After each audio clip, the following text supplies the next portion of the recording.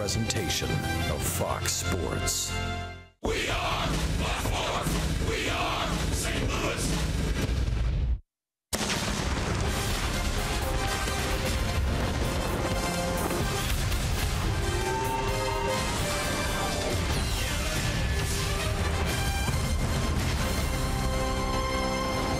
This is St. Louis Cardinals baseball.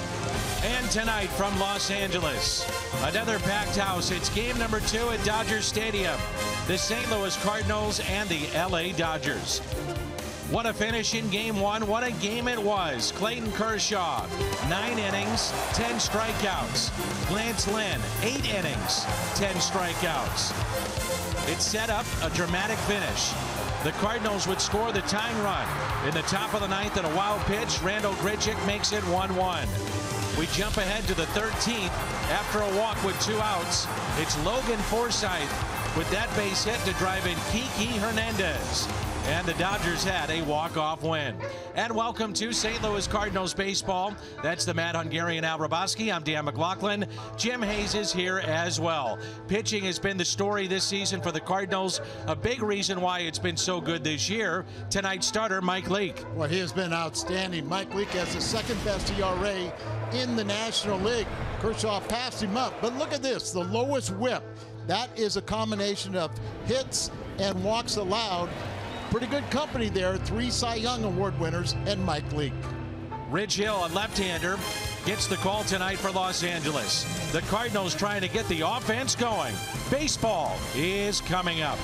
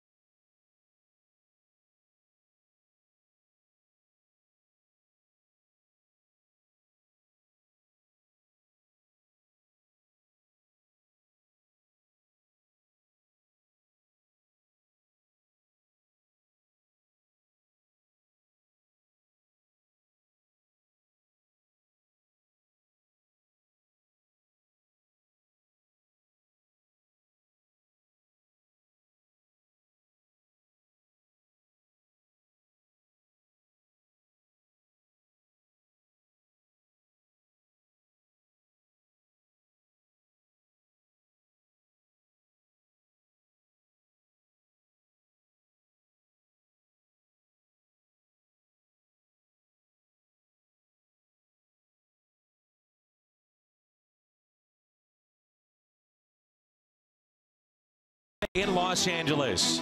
And tonight it's game number 2 of the 3-game series. The Cardinals' Yadier Molina is trying to extend his hitting streak to 13, and he's in the lineup tonight. Cardinal fans are everywhere across the country, including Chavez Ravine. Baseball is next.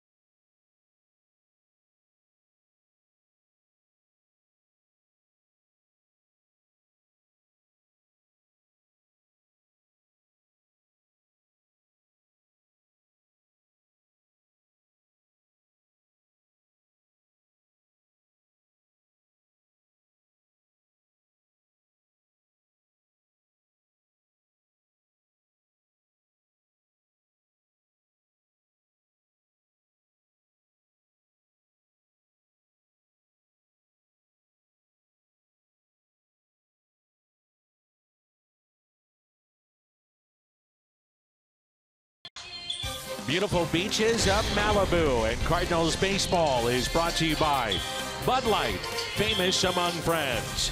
By Chevy Silverado, the most dependable, longest-lasting full-size pickups on the road. Find yours at your local Mid-America Chevy dealer. And by Menards. Save big money at Menards on all your home improvement needs. The Cardinals start playing tonight, 2 games above the 500 mark. We're at Dodger Stadium in Los Angeles. 38-year-old from Boston, Massachusetts, Rich Hill gets the start tonight for the LA Dodgers. And Dexter Fowler will lead it off for the Cardinals, followed by Steven Piscotty, and then Matt Carpenter, Jed Jerko, Yadier Molina, 12-game hitting streak on the line. Aledmys Diaz, Randall Grichuk, Colton Wong, and the pitcher batting ninth, Mike Leake. Well, here in 2017, you get a look at the Hyundai pitch arsenal for Rich Hill, and something to keep in mind is that he's been on the disabled list 3 different times since he was acquired by Oakland, or from Oakland, by the Dodgers at the trade deadline with a blister issue. And we'll see if that affects that curveball that he loves to throw. Well, Dan, that's the interesting thing, is he has a high percentage of curveballs, which probably puts more friction on the finger and creating the problem with the blister. But you mentioned he's 37 years of age. He signed originally with the Cubs back in '02, made it to the big leagues '05, and yet he's only thrown 624 major league innings. And the first pitch is fouled back by Dexter Fowler, and we're underway here in game number 2. And that's 225 appearances, and this is his 98th victory. He doesn't last very long, and he'll kind of reinvent himself, throws from all different angles, does everything he can to get some outs, and he usually doesn't last long. And the Cardinals offense sputtering a bit. They need to get Dexter Fowler going. This may help. Out to center field. Taylor is back. He'll leap and catches it. His first ever start in the outfield in the major leagues is tonight. And what a way to start it. Well, he got tested early, didn't he? Wow. And it was really, as you watched him, he went back on that ball, but didn't panic at all. Was very much under control. and then makes the jump right up against the wall. So he's an infielder primarily, but playing the outfield today, and he makes a nice play, unfortunately. Jock Peterson injured last night, the collision with Yasiel Puig, so Taylor gets the start tonight in center field. Shift on here for Stephen Piscotty. 3 infielders on the left side. The Cardinals last night against Kershaw and then 4 different relievers were 4 for 42 in 13 innings. It was tough. No offense at all. Little chopper hit left side, getting it on the short hop. Logan Forsythe, you could see initially was going to go back, then got it on the short hop, and that's out number 2.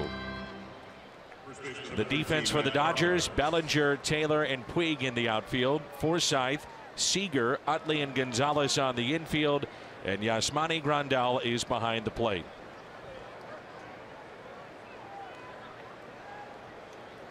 In steps Matt Carpenter. Mentioned this last night.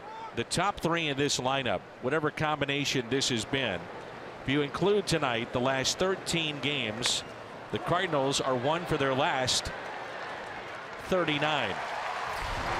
First innings, 1 for 39. Mike Leake to the mound when we come back, and there's no score.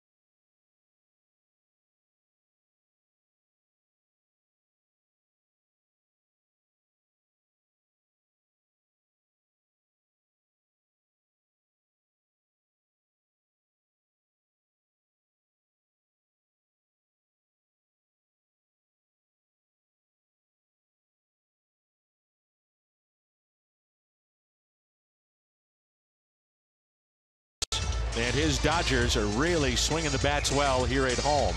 Top 5 in runs scored, doubles, RBIs, batting average, on-base percentage, all here at Dodger Stadium.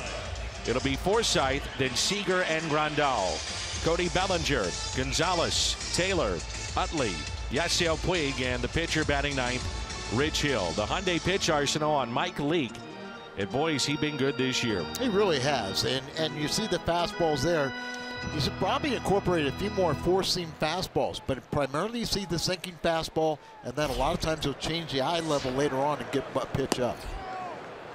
So he needs just 2 outs and no runs to take over the ERA lead in the National League. For the time being, it is Clayton Kershaw. And last night, Kershaw, 9 innings, 1 run, and his ERA went from 2.15 to 2.01. Leake starts at 2.03. Yeah. 2 balls and a strike on Forsythe. How about the fortunes of Forsythe last night? First 4 plate appearances, he struck out coming off the disabled list, and then he got the game-winning hit. It was his 2nd ever career walk-off hit. Missed 30 games with a broken foot. He's filling in at third base for the injured Justin Turner, who's out with a sore hamstring, and he's on the DL. A little disappointed we don't see Turner. I've really been impressed with him. Off to a great start. Leake has only walked 4 in 53 innings this far this year. That's what, you know, he gets his ground balls. He doesn't beat himself, keeps the ball in the ballpark, doesn't give up many walks. We talked about his whip under 1, combination of hits allowed and walks allowed. He just doesn't beat himself. And the Cardinals starting staff have been outstanding. They have a combined ERA of 3.06. 3-2, he's fouled back again. So for Mike Leake in his second year here with the Cardinals, this being his 9th start of the season and number 211 of his career. And all 8 of his starts have been quality starts. The only one in the National League that can say that. 3-2, and he comes back to get him. See, that's that fastball I was talking about, that you see so many sinkers, you see the breaking balls down, and then all of a sudden, late in the count, he'll elevate. Good example right there, as you see where that pitch is compared to all the other pitches down and away. That pitch is there by design to get that swing and miss. So an 8-pitch at bat for Forsythe, and it brings in Corey Seager. He's hitting .285 with 7 home runs, and he's driven in 23. I'll mention the quality start, and for those that don't know, pitcher completes at least 6 innings, doesn't give up more than 3 earned runs. And a ground ball that's hit to second base, and it's handled easily by Colton Wong.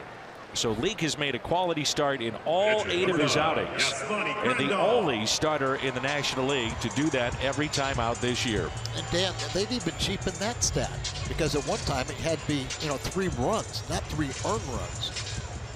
The Dobbs defense around the horn: Grichuk, Fowler, and Piscotty in the outfield. Jerko, Diaz, Wong, and Carpenter on the infield. Yadier Molina is behind the plate. And here is Yasmani Grandal, one of the hottest hitters not only in this lineup but in all of baseball.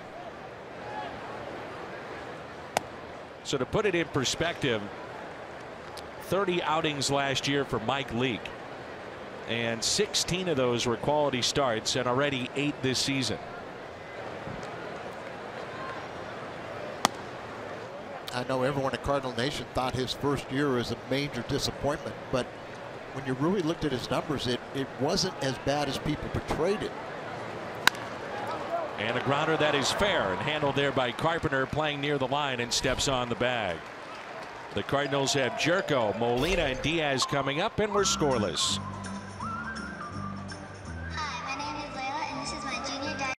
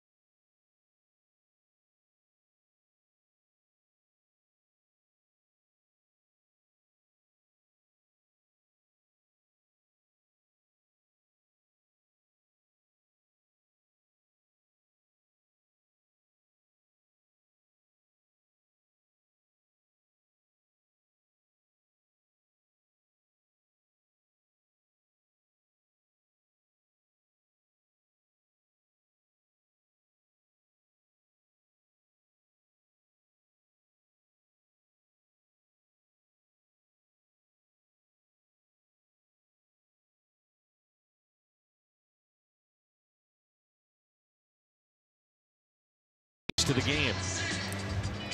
Well, you can see when he only averages 70.3 pitches, but it's a little deceiving because of that blister. He's had to come out of games, and really this is only his 4th start of the year. He signed a 3-year contract with the Dodgers in the offseason. And they in many ways consider him to be their number 2 behind Kershaw, but they have a series of veteran starters that most of them have injury problems. and they're trying to fill out their rotation. They're going to, last year they had 28 disablements. This year they're probably, with the 10-day DL, they'll probably have even more. Only 5 pitches to get 3 outs in the first inning. And a breaking ball drops in for a strike to Jed Jerko. 4th in road average in the National League at 364. Overall, he's at 318. 3 infielders on the left side. There's what you're talking about, which Hill drops down. And it's 1 ball and 1 strike. Yeah, just throw some different angles and everything else, but there you see him dropping down, and better have a little better location than that. That's not going to deceive anyone. You include last year's postseason. Rich Hill here at home is 4-2 with a 1.16 ERA. So he's only given up 4 runs prior to this start in 31 innings.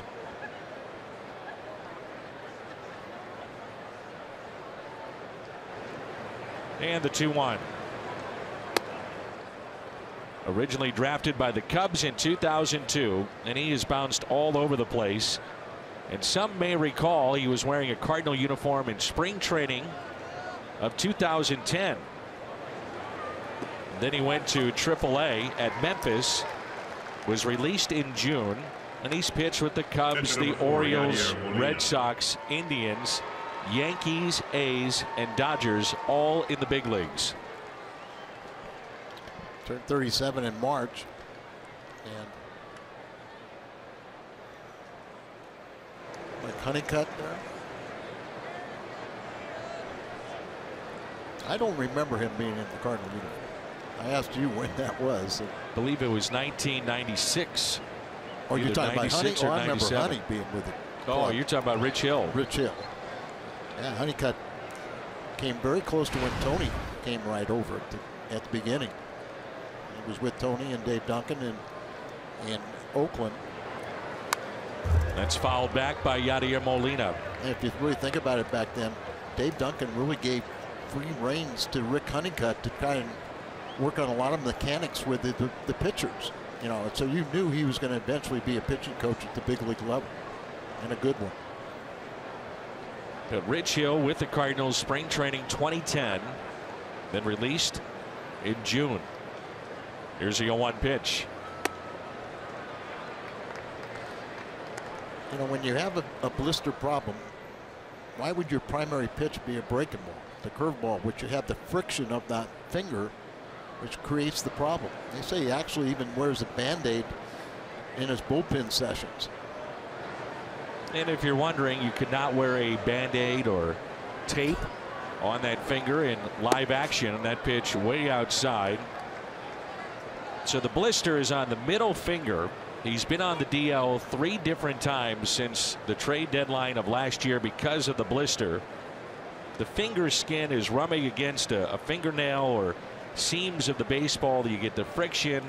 Doesn't feel good at all. And usually pitchers get it earlier in the season as opposed to late because they build up, you know, some of the tougher skin callus on the hand.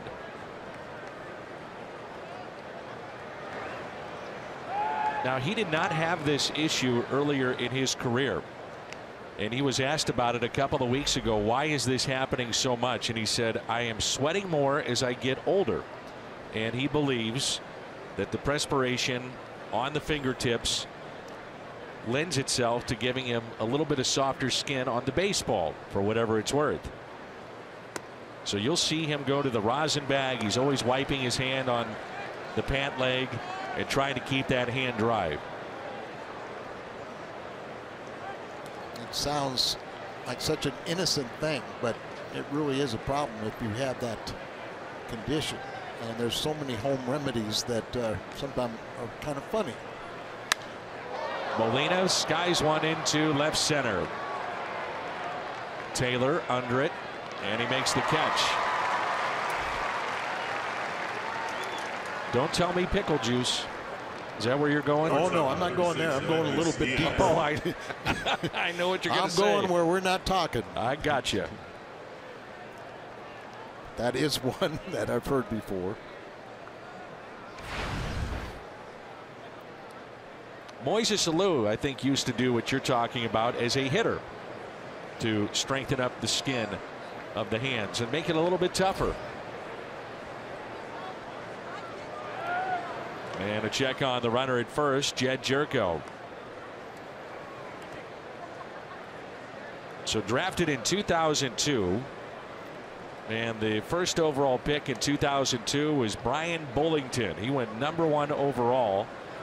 The Cardinals did not have a first rounder that season. You may recall they had signed Jason Isringhausen from Oakland. So essentially giving up their first round pick. And Izzy became the all-time saves leader in Cardinals history. Oh, good. Mary Hart's here. Now we can play ball. She's next to her favorite agent.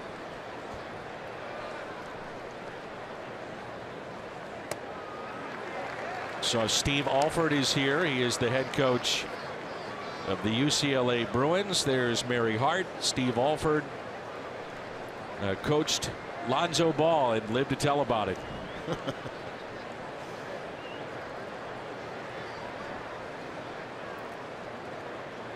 Here's the 0-1.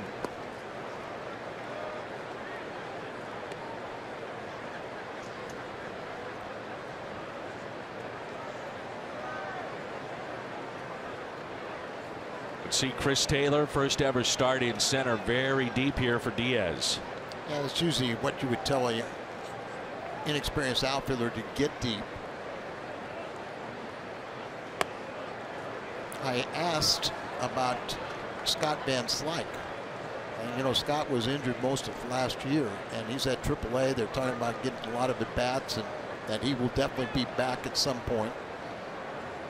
And also, Peterson, they think he's going to be okay, neck strain, but they want another day to watch him before they make a decision, or if the possibility of going on the DL.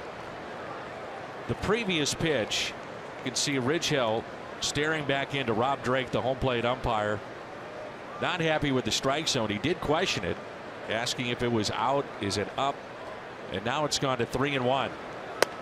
And Diaz, the check swing did not go. So the Cardinals get a couple of walks here in the top of the second, and runners at first and second. Memorial Day coming up on Monday, and the Cardinals take on these Dodgers. 30,000 fans 16 and older take home a mystery pocket t-shirt, and you'll see which one of the 4 different Cardinals logos will be on your shirt pocket. So get your Memorial Day game tickets at cardinals.com/promotions. And this is kind of reminiscent of last time Hill faced the Cardinals, and that was back on May 2nd, 2008. In that game, he walked the bases loaded, but he walked Molina to score a run, and Lou Piniella said that's enough. Got him out of that ball game, and wasn't very happy with Rich Hill. We'll take that scoring, any kind of scoring. Cardinals just need to score. Absolutely.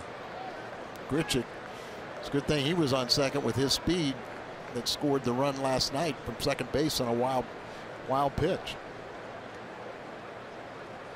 And a breaking ball that's taken a bit high, and again Hill staring back into the home plate umpire.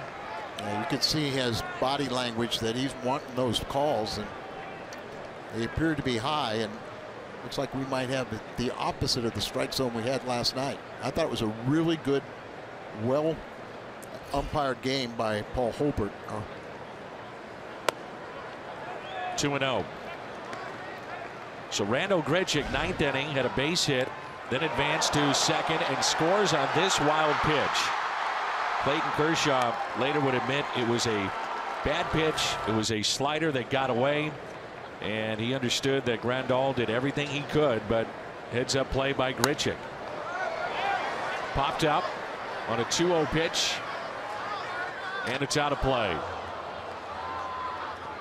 And when you saw that replay of Grichuk right there, he immediately broke toward third when he saw that ball get away from Grandal, and then he was able to, really watch the play and saw that the catcher couldn't locate the ball and decided to come all the way home. Never broke his stride, and that was the offense the Cardinals had last night for 13 innings.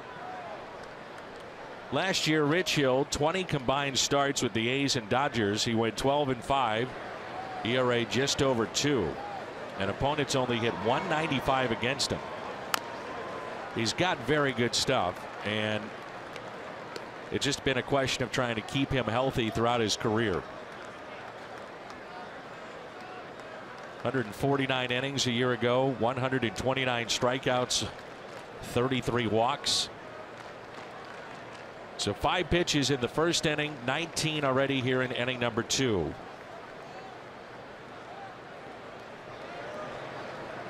Two balls, 2 strikes with 1 out and 2 runners on. Way outside. And the count runs full. Colton Wong is on deck. On the disabled list 8 different times prior to this year.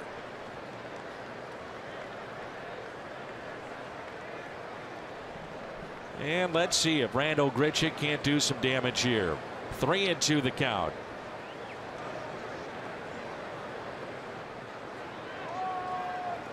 And he steps off.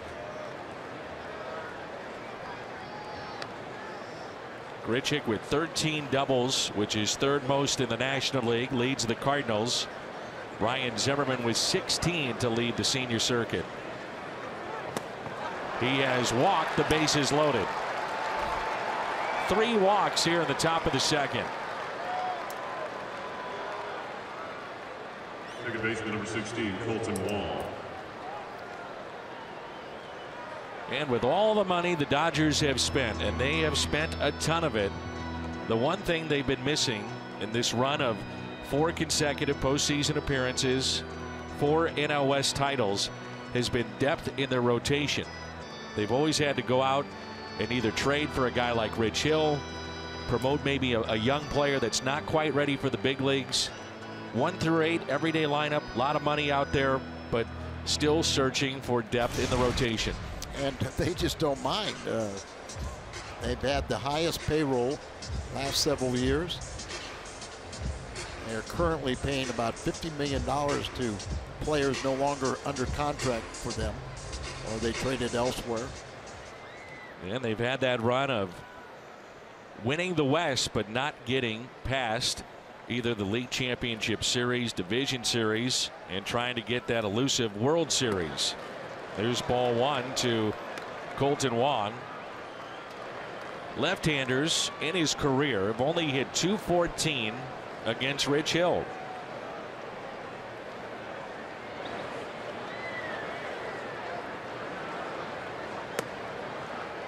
And it's 2 balls and no strikes, and this crowd a little bit restless. And Rob Drake, our home plate umpire, is going to make him throw strikes. He's not going to get any borderline pitches. So 23 pitches total in this inning alone. Wong shoots it in the gap in left center. It's cut off by Bellinger. 2 runs will score, and it's 2-0 St. Louis. Wong with RBIs 15 and 16.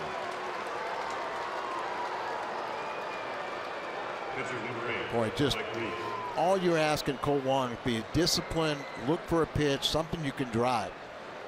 And boy, did he do so. Set up away. He's got the count 2-0. Takes it out there to left center. Hits it on the line. Good jump by Diaz. So he's trailing right there with Jerko. Richard goes over to 3rd, and the Cardinals still have something going with a good hitting pitcher, Mike Leake. The corners are in. Leake showing bunt, pulls back and takes a ball inside. And you can see Hill having words with the home plate umpire Rob Drake as you get a look at the Kubota power stats, and Drake takes off his mask screaming at Rich Hill in front of the plate. And Hill is saying, wait a minute, you're not giving me any calls. I've got to come in to all these hitters, and major league hitters are going to pound the ball.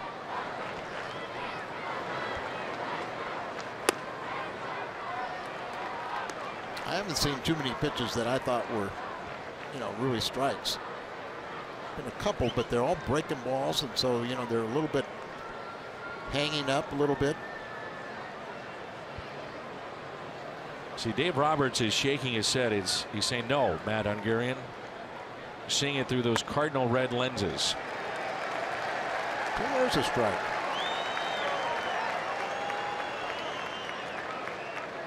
Two and one the count. If this strike zone is going to be this tight, it favors Mike Leake, who is a terrific control pitcher. Can spot the ball well. The 2-1. Trying to drop down the bunt, maybe a safety squeeze. It was a late break there by Grichuk. 2-2 the count. Since Hill came to the since Mike Leake got to the big leagues, he has more hits than any other pitcher in the National League. Swing away.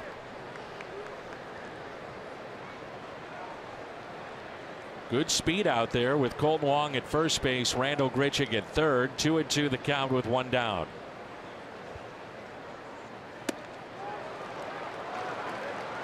When he's missed by a lot too, so you're not going to get many of those close calls. Sure. This season 1-1 with a 2.17 ERA. Pitched last week against the Giants on the road. 1 run on 6 hits in 5 innings. Took a no decision. Good rip right there. This is his 4th start. He's thrown 5, 3, and 5 innings in his first 3 starts. Another reason too, Dan, is I've always felt kind of that you don't get a big strike zone from an umpire when you're trying to be a trick pitcher, trying to throw so many breaking balls. You're up there trying to trick somebody instead of challenge. Ross Stripling, a right-hander, already up and throwing for the Dodgers in their pen. Made a start a season ago against the Cardinals. Former teammate of Michael Wacha at Texas A&M.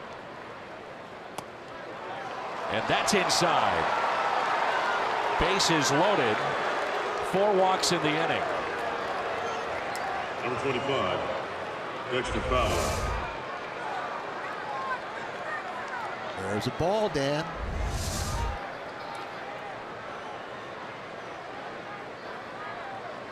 So here's Dexter Fowler, who is 0 for his last 16. Fly to deep center, first time up. For the second time tonight, the Cardinals have the bases loaded. That pitch taken high.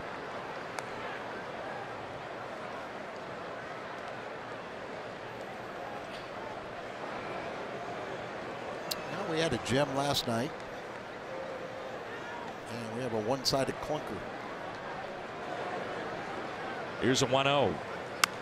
Fowler, little flare, out to right, and the catch is made by Utley with his back to the infield. What a play there by Chase Utley. Chase made a couple plays like that last night. Still a very, very good ball player, 38 years of age. They re-signed him just because of his presence in the clubhouse. And he was, in his prime, was one of the best players in the National League.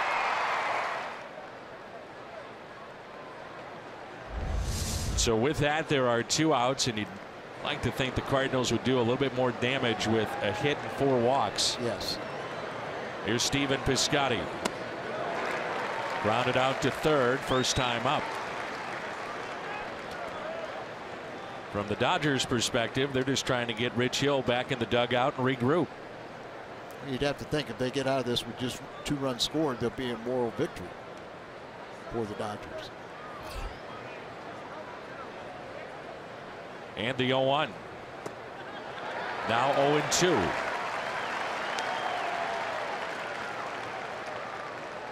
Aledmys Diaz, his on-base percentage has dropped to .288. So Piscotty, while the average is down, on-base percentage respectable at .373. He moves up to the 2nd spot.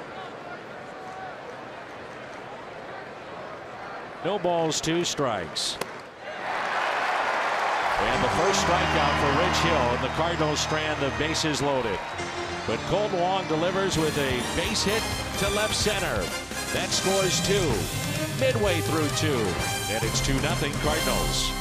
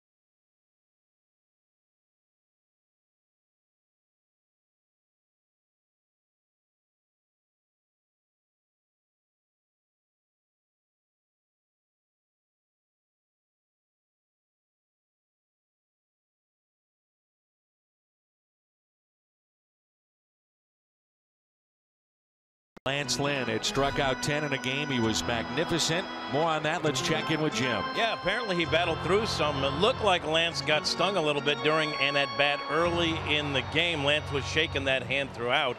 But Lance told me it was more than just getting stung a little bit. He said the bat actually broke and pinched his finger between the pieces of lumber. He said it was more like a shut your hand in the door feeling than a stinger.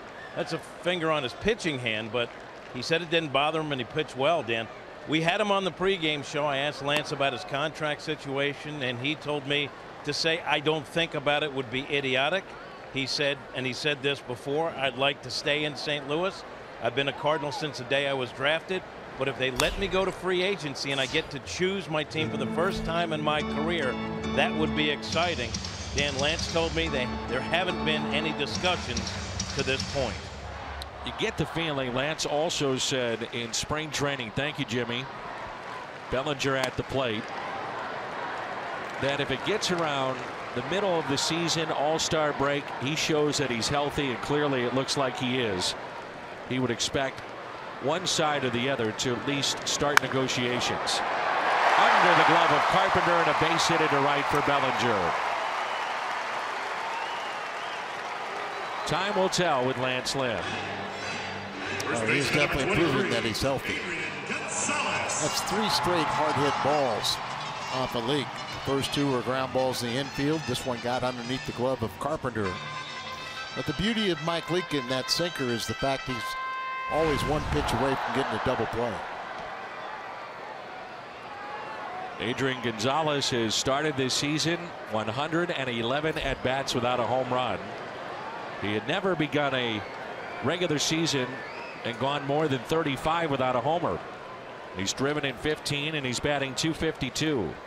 Well, he's starting to show a little bit of the wear and tear, the age on him. He went on the disabled list for the first time, and it was almost general soreness. You know, he's had a problem with his back and his forearm and little things. First time in 14 years he went on the DL. And because Bellinger is such a good first baseman, he decided, okay, it's going to be best for me to get my body healed up. And now that Bellinger is still continuing to hit, he's playing left field, and the all-star and Gold Glove winner is back at first base. But they think Bellinger is going to be a Gold Glover too. Bellinger is only 21. Gonzalez just turned 35, back on the 8th of May. He's got 1 stolen base this year. And it's 2 balls and no strikes. But boy, what an RBI man he's been throughout his career. Incredible. 90 a year ago. Always right around that century mark in RBIs. 2 balls and 1 strike. Gonzalez is a former #1 pick overall by the then Florida Marlins in 2000. There are 3 prominent first-rounders from that draft still in uniform tonight. Gonzalez, Chase Utley, and Adam Wainwright. Could be 2. Wong, Diaz, Carpenter. It's a double play. 4-6-3 on the double play, and there's 2 down here at the bottom of the second. Center fielder, number 3, Chris Taylor. The State Farm double play, started by Colton Wong. Gonzalez never had really good speed, but you know, once this ball's gobbled up by Wong, feed over to Diaz, you had plenty of time to get Gonzalez at first base. But that's the beauty of Mike Leake and his sinker. Strike 2, Chris Taylor. I was going to say that really he's not throwing that much better than he did a year ago. It's just that he was victimized by the poor infield defense. They made 23 errors behind him when he pitched last year. Good breaking ball, 0-2. So as we mentioned, the first major league start in the outfield for Chris Taylor. He did have 3 starts at AAA and 3 in spring training, but that's it. He's been a very good pinch hitter. Recalled on April 19th, and since that time batting .326. And he's shown a little power with 5 home runs since that time.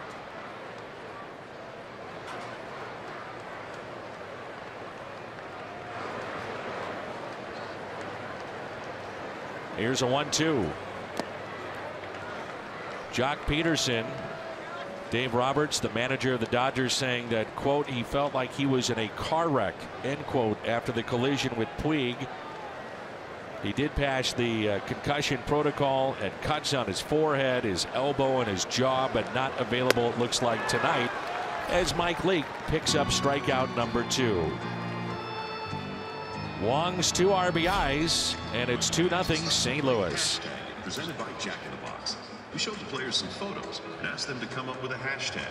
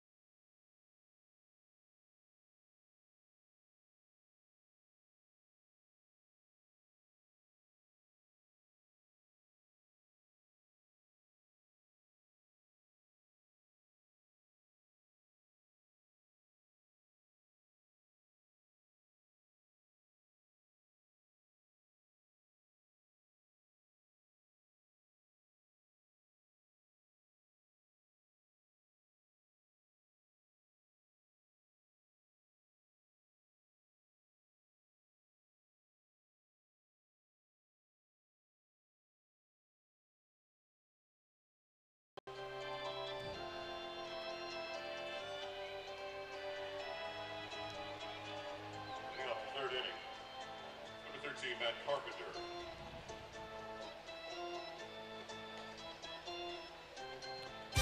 Baseball is brought to you by Steel Outdoor Power Equipment. Find a servicing Steel dealer at steeldealers.com or search STIHL. By National Car Rental, go national, go like a pro. And by your local St. Louis area Volkswagen dealers. Always with a smile, always a handshake. Hello, Dan. Hello, Al. How are you? Jaime Jarrín, the Spanish voice of the Dodgers, now in his 59th year. Vin was here for so long. Vin Scully, he started in 1949. There's a ball to Matt Carpenter. And the way it started on the Spanish broadcast here locally is that Vin would be on the road and Jaime would be back here listening and then have to translate and then broadcast to those here in the area. Incredibly tough to do, and he truly is one of the great voices in all of baseball, and he is in the Hall of Fame. Yeah, real classy gentleman, and he's from Ecuador too, isn't he?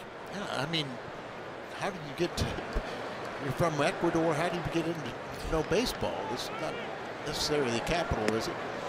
And he came here, and just think about that, not only trying to listen to Vin Scully and translate quickly in your mind and then have the presence of mind to dictate that to those that are listening and then keep up with Vin.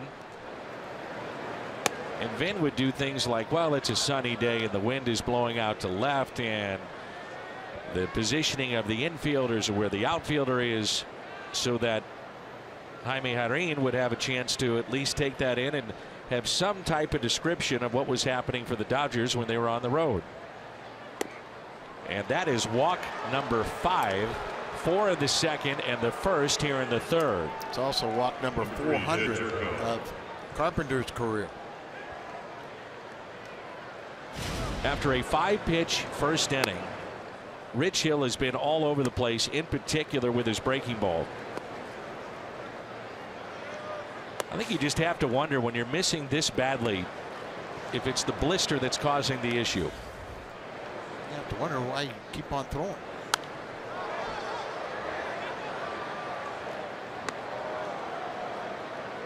So 5 walks in the game. And here is Jed Jerko, walked and scored on the single from Colton Wong.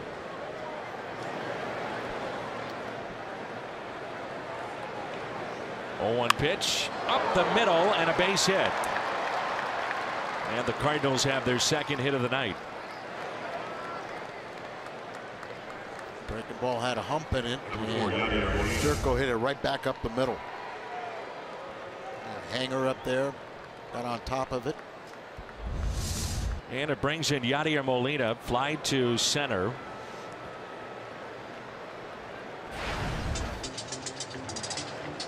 And Dave Roberts, the slow walk out of the dugout and to the mound. That may be it for him.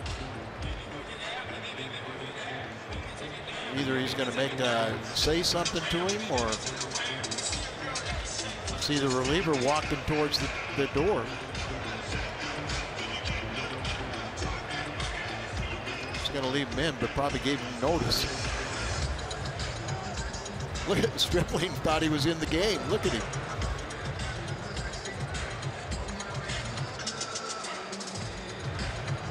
That's a real deke.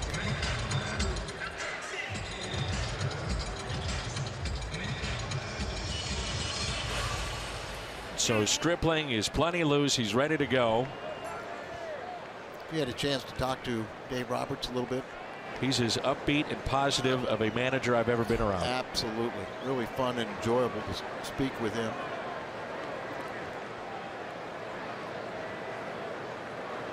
Here's Yadier Molina.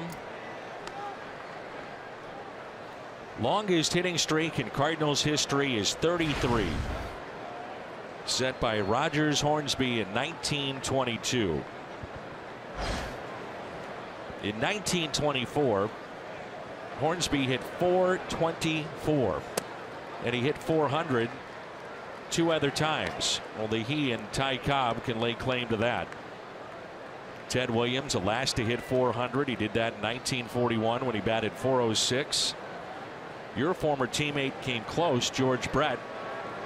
September 19th of 1980, he was at .399 and finished at .394. Incredible feat to hit .400, and so difficult to do.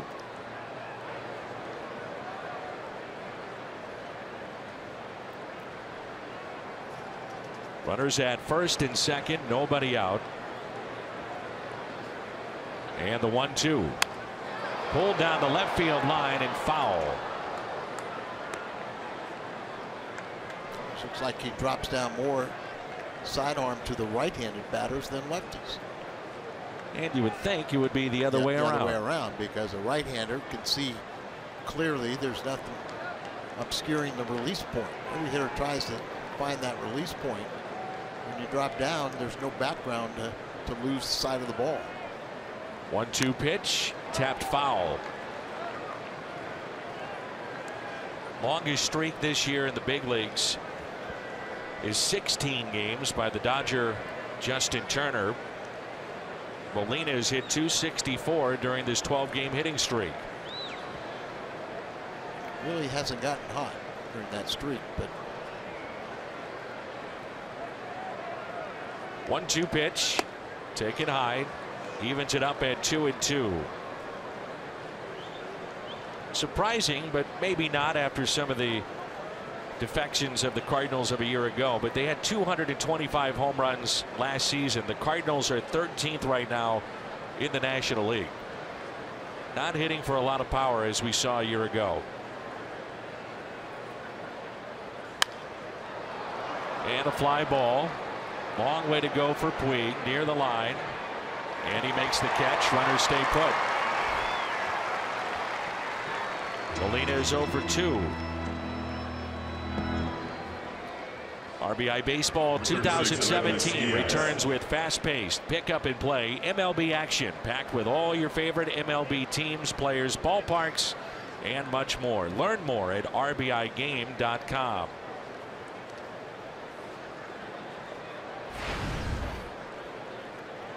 For Diaz to walk, that's a feat. He came in with only 7 walks and 137 at bats. Yeah, that's one aspect that he's going to have to improve upon. A lot of times he's lunging at pitches out of the strike zone. Can't find the ball. That will allow both runners to advance, and now one is hung up. That's Jerko. trying to stay in the rundown and runs into an out. It was tough to read initially for Carpenter. Once he saw Grandal didn't have it, then he took off, and Jerko has to wait for Carpenter to leave before he can advance. Yeah, it's just one of those tough things. That trail runner really has to watch what's happening in front of him, and Grandal did the right thing. Most of the time, the one guy you can get is the trail runner, because he's never going to have the fast there. So here he's trying to stay in the rundown long enough to where Carpenter may go, but I think Jed's going to sit there and realize that Carpenter didn't have any chance to come home. Less than pleased, though, it looked like, with his teammate. Yeah. That's what it looked like. Sure did. 2 balls, no strikes. Very interesting article today in the Post-Dispatch back home in St. Louis, written by Derek Gould, and some comments about Matt Carpenter on the play that he tried to extend a double to a triple, and he stays with it. He said, you know, I'm trying to push there. Our offense is not producing, and I'm sticking with my decision, essentially, is what he said. I disagree with him. It's been a frustrating year for the Cardinals in many ways, but certainly running the bases stands out. Lost more runners on bases than any team in baseball.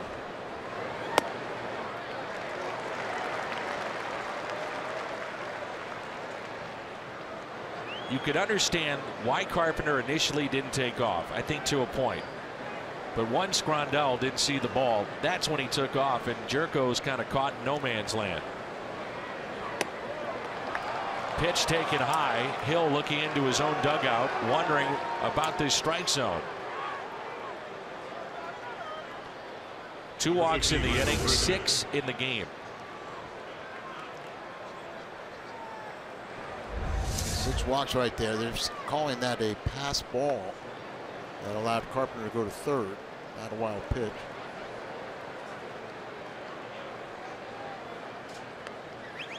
It's a new career high, 6 walks.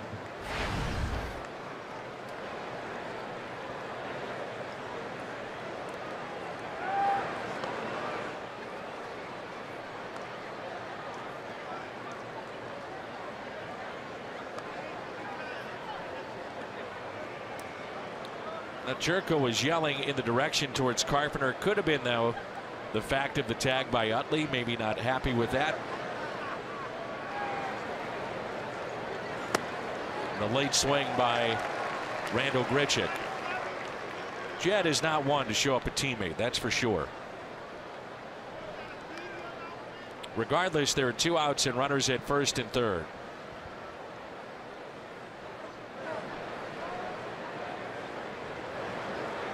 And the 0-1.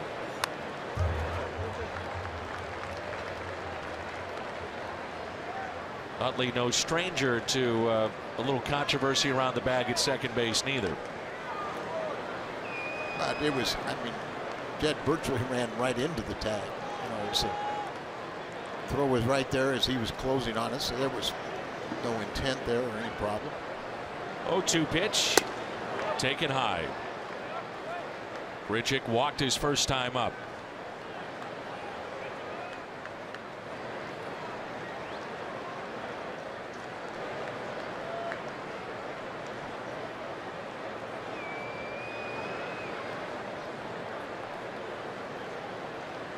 And the 1-2. Struck him out on a breaking ball. We'll take another look at it. Carpenter hung up. We'll do that when we come back.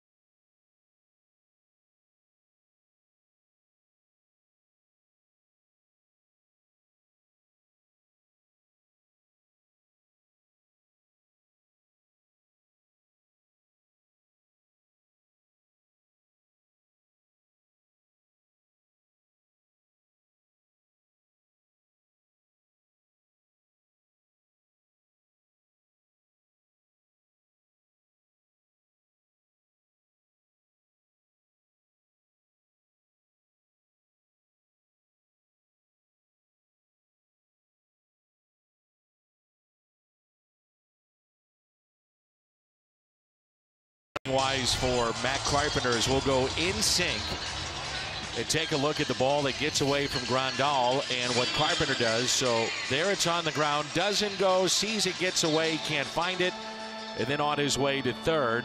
Watch the tag here of Utley. And I think this is where Jerko was a little upset. Now he's looking in the direction of Utley, also past Utley is third base, but it looked like he didn't like the tag there from Chase Utley. Get a better look here. Yeah, I think he was upset with Chase Utley. Let's hope so. But, you know, I mean, he's running back there and the throw, they're closing in right there. What's Utley supposed to do? That ball is taken inside, down low. Oh, I forgot. We aren't supposed to tag anybody hard or no slide contacts at second or home. Utley, the 38-year-old from this area, Pasadena, 6-time All-Star, played at UCLA. And a ground ball that's hit to Colton Wong. Carpenter at the bag and the out.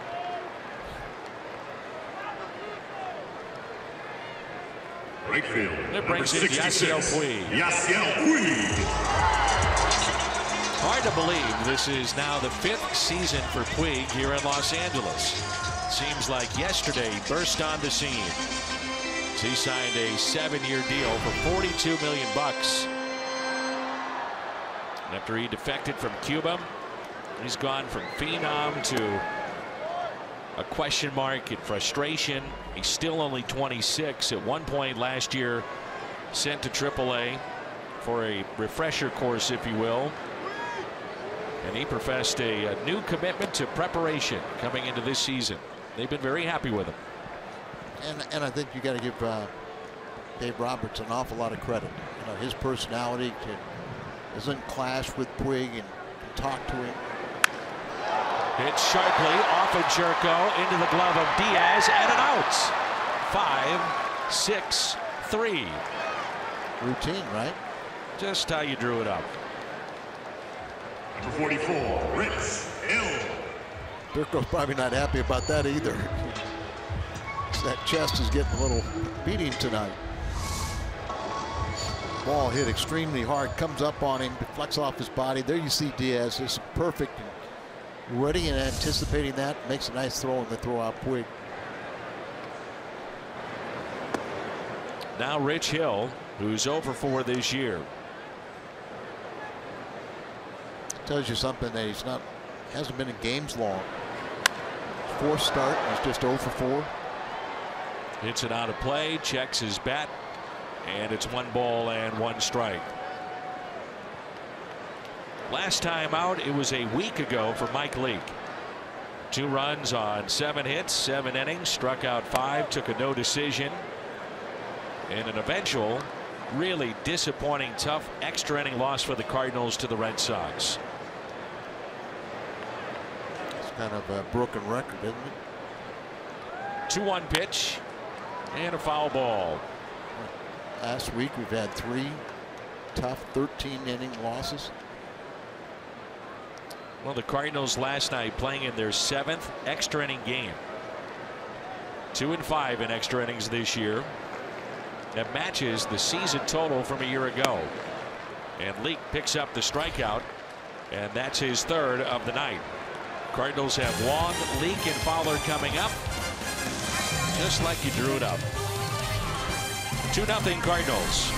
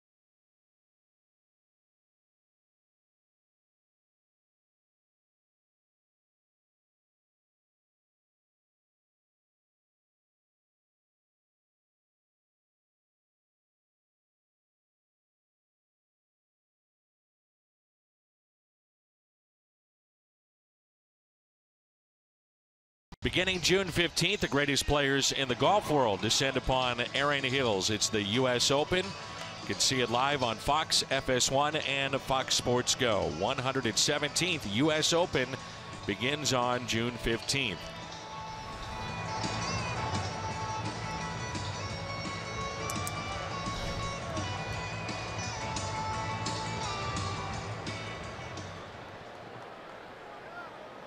And the batter is Colton Wong. Rich Hill has struck out 2. He has walked 6. Big blow tonight was off the bat of Colton Wong. Drops down a bunt. Hill flips to first. 1 pitch and 1 out.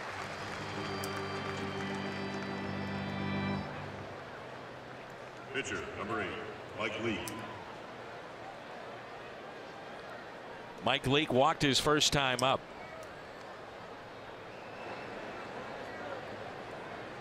Kershaw and Lynn last night, it was a pitcher's duel to say the least. 17 innings combined, a total of 3 hits, 2 runs, and 20 strikeouts, 10 for each. It made me think, who, if anyone has dominated the Dodgers like this, then you have to go back to 1966 for the Cardinals. It was Larry Jaster. He was 6-0 that year. He had 5 starts against LA. He was 22 years old at the time. Blanked the Dodgers in all 5 starts. 45 shutout innings. Gave up 24 hits. All were singles. No extra base hits. In 3 of the 5 wins, he beat Hall of Famers. Don Drysdale twice. Don Sutton, another Hall of Famer, once. Claude Osteen the other 2 times. I mean, you talk about the Dodgers back then. They're non-Hall of Famers for guys like Osteen. So I had to go to the source. I called Tim McCarver today. I said, Tim, were you behind the plate for these? Absolutely I was. There's a ball outside. He said what he remembered was Maury Wills telling the umpire on a strike call, that's up and away. And the umpire said, no, no, no, that's a strike. And Maury Wills told him, this guy, he doesn't need your help. He's dominating us. And even McCarver said he was laughing a bit. And the neat point of the story was that Larry received a glowing complimentary letter from Grover Cleveland Alexander's wife. And he had shut out Cincinnati 5 times in 8 tries in 1 season. So the other Cardinal to do that. And the ball from his 5th shutout is sitting at the Hall of Fame. So Larry Jaster was in town last week and certainly a part of great history between the Cardinals and the Dodgers. So 2 outs, and here's Dexter Fowler.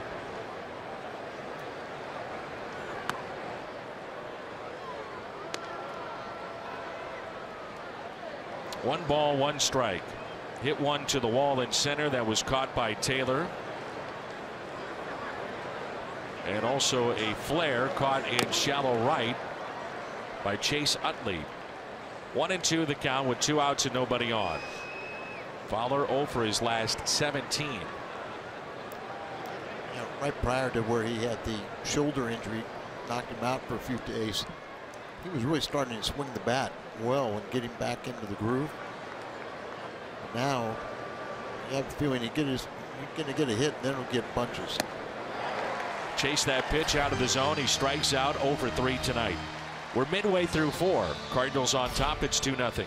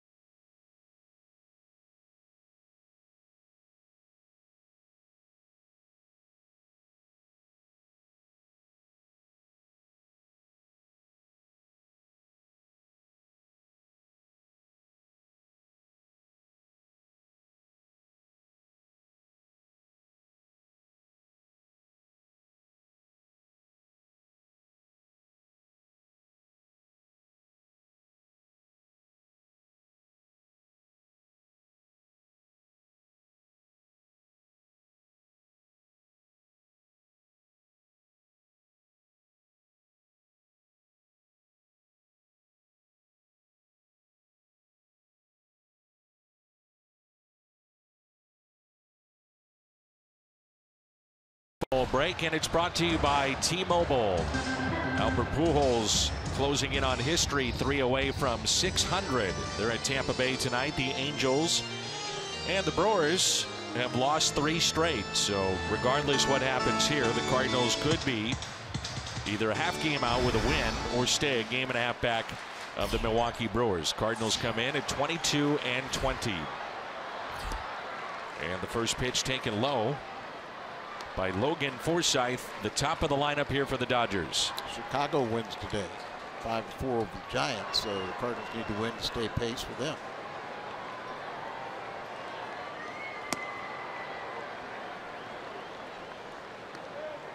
(2-0) the count. One of your cousins is here at the ballpark, Al. Not that cold here. No, sir. The Dodgers were the first team ever to draw over 3 million fans. They did that 6 times before anybody else. The Cardinals closing in on 17 consecutive years, 3 million or more. The fly ball lifted to Fowler. They're averaging 44,388. The Cardinals slightly back of them, number 2 in all of baseball average home attendance. The all-over print shirt is coming up Saturday, June 10th. Eric Fryer showing that beautiful shirt off. That's coming up June 10th at Cardinals.com/promotions. That'll look good on you, Dan. Maybe we should go on the air with during the Open. You and Tim. Make sure that you're working with me, and we'll get that shirt. We'll be styling. Won't we? Here's Corey Seager. Just turned 23.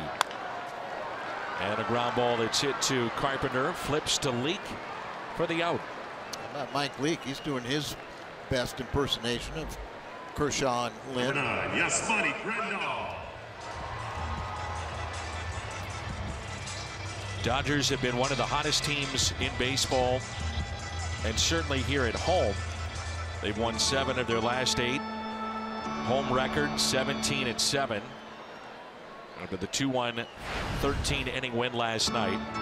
Cardinals saw their road winning streak snapped at 9. Their franchise record of 11 in a row still intact to the 1941 club. Breaking ball misses low. Last couple of years, the Cardinals have been good on the road. Just have to find a way to start winning at home, which used to be routine. After Grandal's first inning home run, Lance Lynn went 93 pitches before another base hit. The lefties in the lineup, which had given him a little fits, went 2 for 19 last night.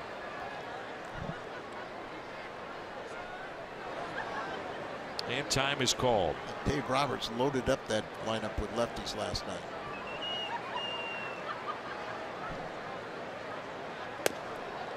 Including Kershaw, left-handed hitter. There were 7 left-handers and a switch hitter. Grandal grounded to first, and the 1-2. A little bit high.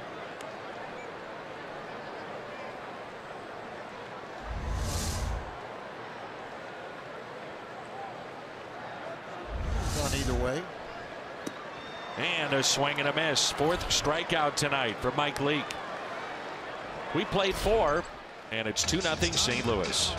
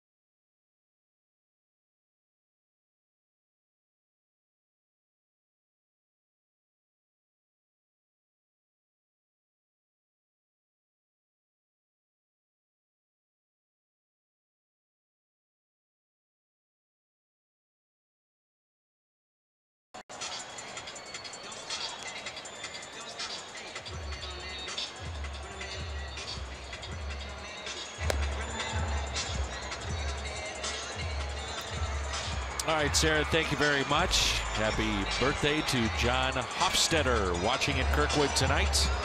Cardinals with a 2-0 lead. Stephen Piscotty, Matt Carpenter, Jed Jerko for St. Louis. Here at the top of 5, Piscotty 0 for 2. Grounded out to third and also struck out.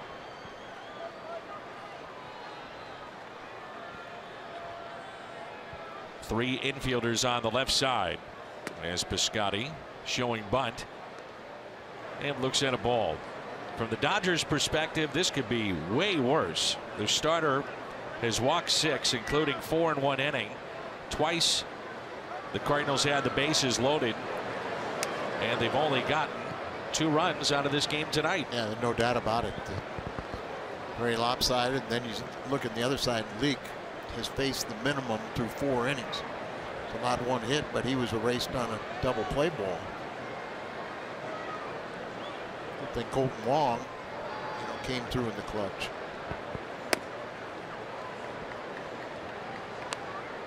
Ross Stripling continues to throw in the Dodger bullpen. He's up for the 2nd time. 2 balls and 1 strike.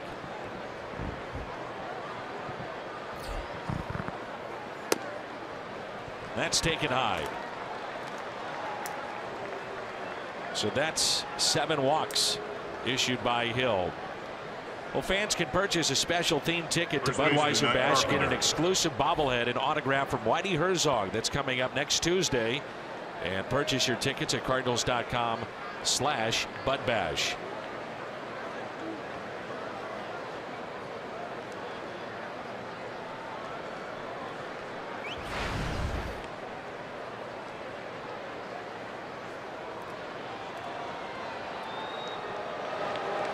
Carpenter bunting it up the third base line. It's a beauty. Fair ball and a base hit. Oh, it just was tailor-made right there for him. Third baseman was playing in shallow right field. They had the shortstop playing in on the grass, but he was at the shortstop area, and he just dropped that bunt down third base line perfectly placed, put pressure on him. One infielder, the shortstop on that side, so he just bunts it hard enough to get it by the pitcher. Shortstop fields it, but he can walk down to first base. Love seeing that because they're giving you that. Why not take advantage of it? And the batter is Jed Jerko. Base hit to center back in the 3rd. Then erased as Carpenter advanced from 2nd to 3rd. Ball that got away from Grandal. Jerko was the runner at first, had to wait to make sure it got through, and that Carpenter was advancing, and then he was in a rundown. Breaking ball, strike 1.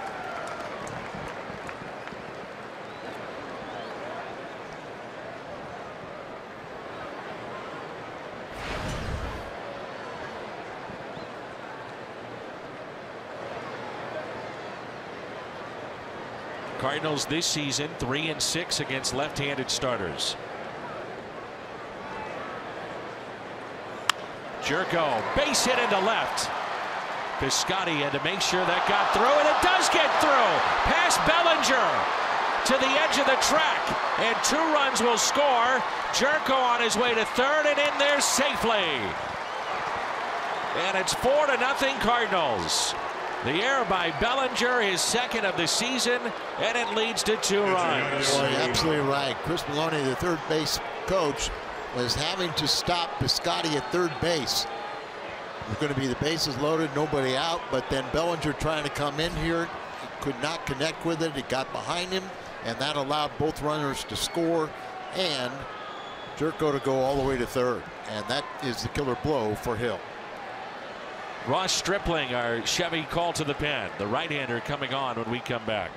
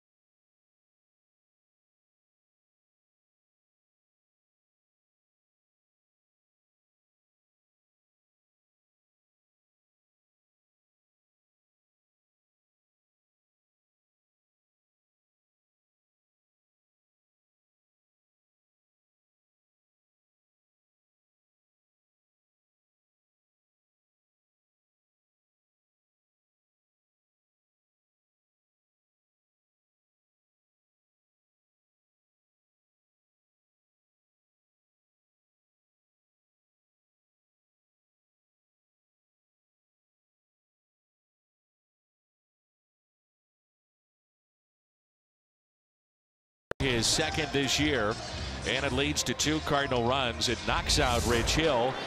Here's what happened. Base hit, it got through. Piscotty was to be held up at third. And once it got past the left fielder, 2 runs would score, and Jerko winds up at third. But you know, you almost wonder if that's a byproduct of the 7 walks. That the defense a little bit back on their heels and just don't execute because they've been watching, standing around, being a spectator for so much of this game. No excuse, and he'd be the first one to tell you. Ross Stripling will take over. His 15th game. ERA just over 3. He's lost 2 games. 5 walks, 28 strikeouts. They've used him a lot as a pinch runner this year. Scored the game-winning run in the 10th inning as a pinch runner a couple of days ago against Miami. It was a week ago he picked up his 2nd loss of the season, and that was a ball game they lost in the 10th.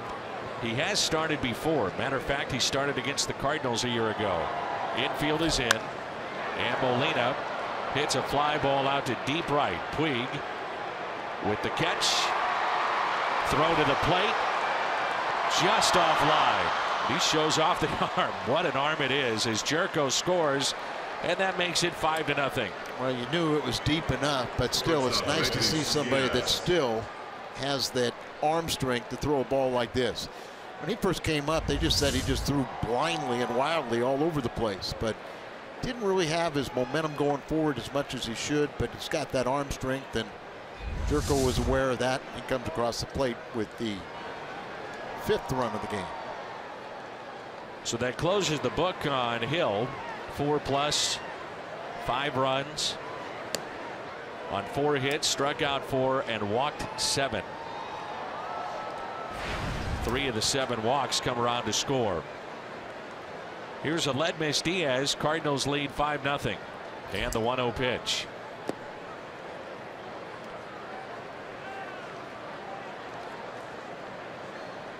Stripling selected in the 5th round in 2012 out of Texas A&M. Mentioned a teammate of Michael Walker.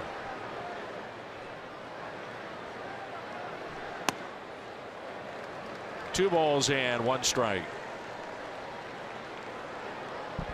And she is none too pleased.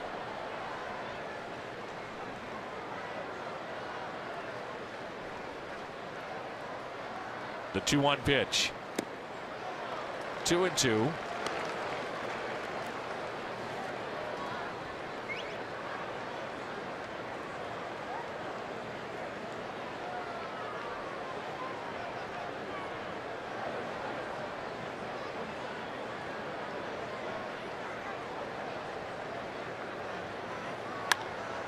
And it's hit out of play. He has had Tommy John surgery. He's dealt with a lot of arm issues. In his major league debut, Stripling took a no-hit bid into the 8th inning. And then the bullpen blew a 2-0 lead. He was once a top 10 prospect in the system. Tommy John surgery in March of 2014. In 2015, he came back and was limited with his innings. So he makes a start against San Francisco, and he became the first starter since 1913 to exit a ball game without allowing a hit more than 3 innings, in terms of being just a couple of outs away from a no-hitter. But his pitch count was around 105, 110. They had a hard cap on that. And actually, Stripling's parents said afterwards they thanked Dave Roberts for taking him out of the game. I remember watching that game, and some people thought it was a tough decision, but really it was the right decision. That's ripped into left center. Taylor is over to cut it off, and the throw into second base is not in time. It's a 1-out double for Aledmys Diaz. And this hitting streak to 4 games, but would you be surprised if I said he was batting .364 outside of the number 2 spot in the order? We talked about it last couple of nights. It just seems like outside of number 2, he's putting up good numbers. He's leading the club with hits in May. Really off to a good start.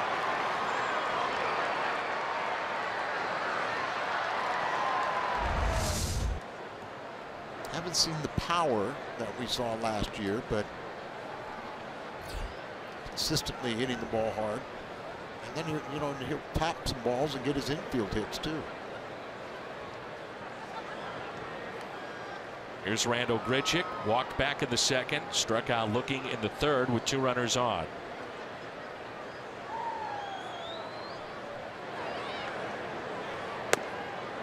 And there's strike 1.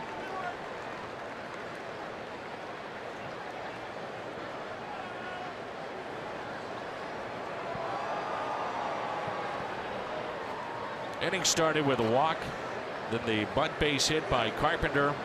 Single by Jerko. Error on Bellinger led to 2 runs. Sacrifice by Molina, another run. And it's 0-2.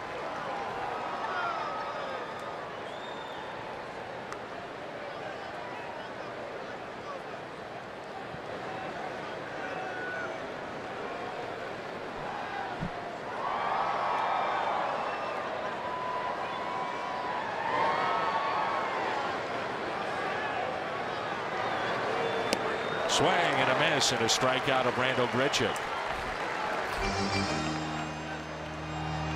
If you can't catch the games on TV, you can stream them live on your mobile device with Fox Sports Go. Download the app, take Fox Sports Midwest and Cardinals baseball with you wherever you go.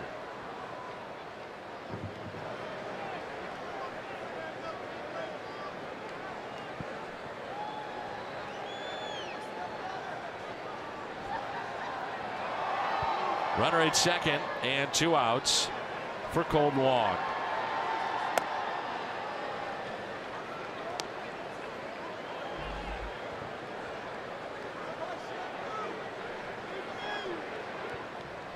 Colton's driven in 2 with his base hit back in the second where the base is loaded. And tried to bunt for a base hit, thrown out.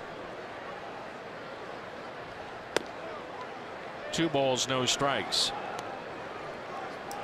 Dodgers got a good bullpen, so try and get as many as you can. Last night, 4 innings out of their bullpen, just 1 hit. It was Jansen, Baez, Avilon, and Fields.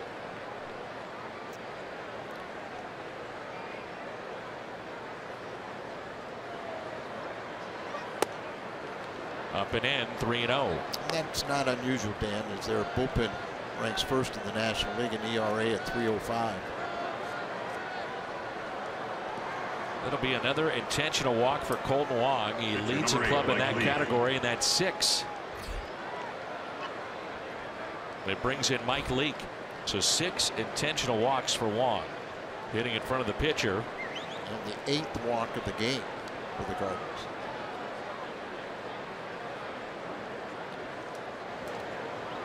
Runners at first and second. Leake has walked in. He is struck out. And there's strike 1. You know, some pitchers really don't want to go up and hit when they're in a game like this, but I think Mike Leake is probably the most relaxed he is during the game is when he's in the batter's box. Knows what he's doing. And this year he knows what he's doing on the mound too. Here's the 0-1. Cardinals and Dodgers wrap up the series tomorrow, as Michael Wacha will get the start for St. Louis.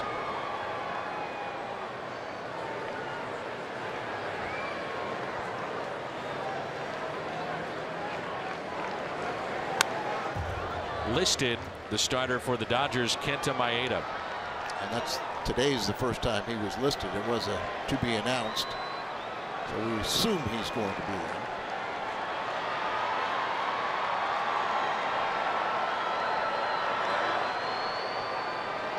There's Maeda.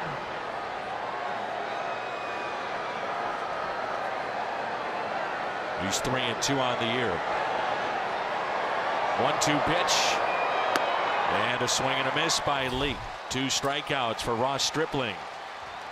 The Cardinals, though, a big inning thanks to Jed Jerko.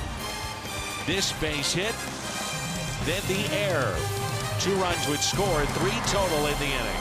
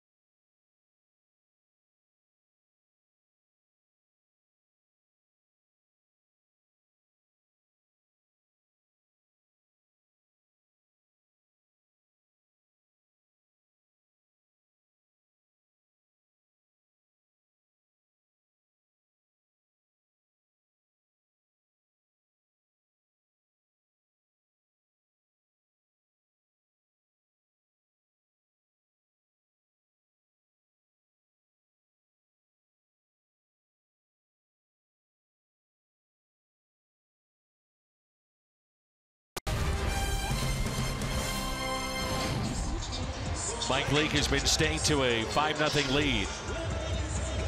We're at Dodger Stadium in Los Angeles. Along with Al Raboski, I'm Dan McLaughlin. Jim Hayes is here as well. Leake thus far has faced the minimum through 4. Gave up a base hit back in the second. That was erased on a double play. Cody Bellinger leads it off. The starters have been so good for the Cardinals. Saturday, Carlos Martinez, 9 innings against San Francisco. Last night, Lynn, 3rd most pitches in his career, 123. He went 8 innings. The last 6 games, you put it all together, 42 1/3, and yet the Cardinals are 1-5, and their starters have been that good. In the San Francisco series alone, 1 run in 21 1/3 and dropped 2 of the 3 games. So the issues with the Cardinals right now certainly are not with the starting pitching. Look back at the homestand, 3-5 homestand. All games were quality starts by the starter. And a ground ball hit into the shift. Colton Wong is there for the out.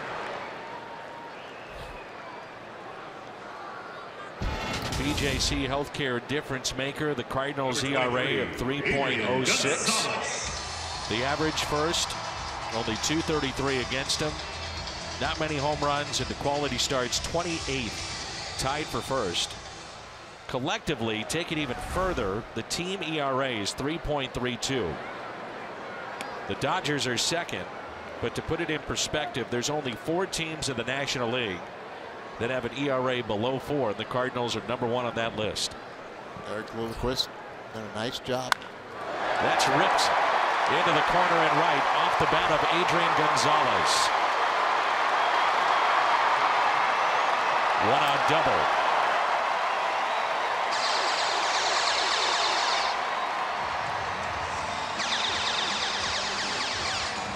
The old pro. Number 3, Chris Taylor. Got a pitch in the middle of the plate, and he knew what to do with it. Hammers it hard. They say a lot of his power is a thing of the past, but he still was a dangerous hitter.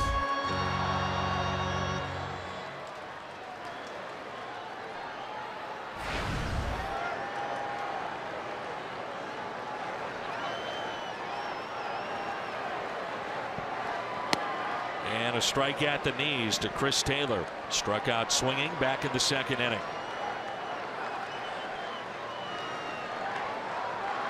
Cardinals have played 3 13-inning games in the last 5.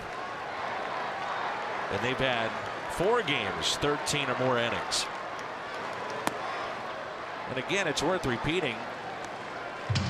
Already last night, the 7th extra inning game, and that ties what they did a year ago. Yeah, I mean, in one sense, we were saying those off days were too many, but yet with all those extra inning games, it kind of saved you, and you don't have an issue with your bullpen that you probably would without those off days. 1-1 is hit out of play. When you look at Mike Leake's season, a major difference has been against right-handed batters, and the cutter or the slider. It's been a huge upgrade this year.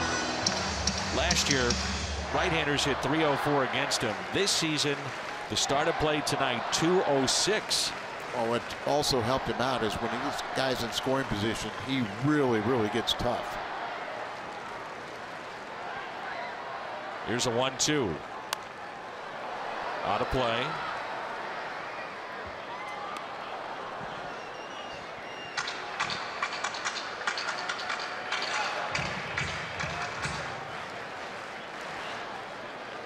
So .206, 3 of the 4 home runs allowed have been against the right-handers. Those 4 home runs have been given up in his last 3 starts.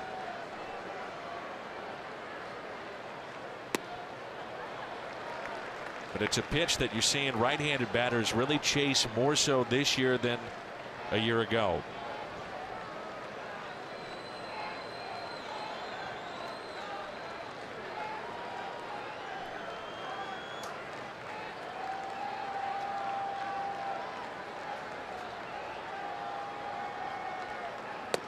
And he got him.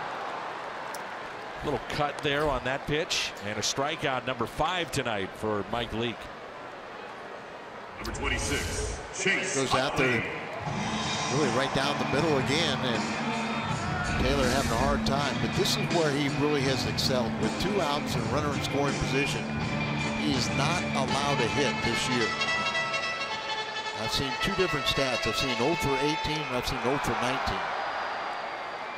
The key there is over. So here's Chase Utley, grounded out to second, his first time up.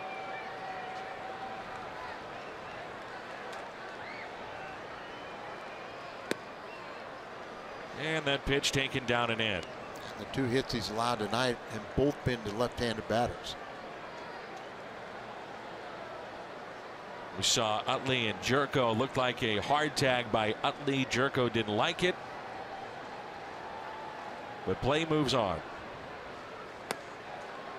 So here's what we're talking about, is Jerko is hung up in a rundown between first and second base.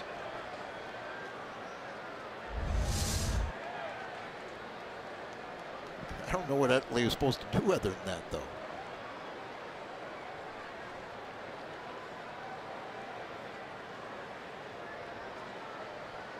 The 2-0. Ground ball, and Carpenter is there.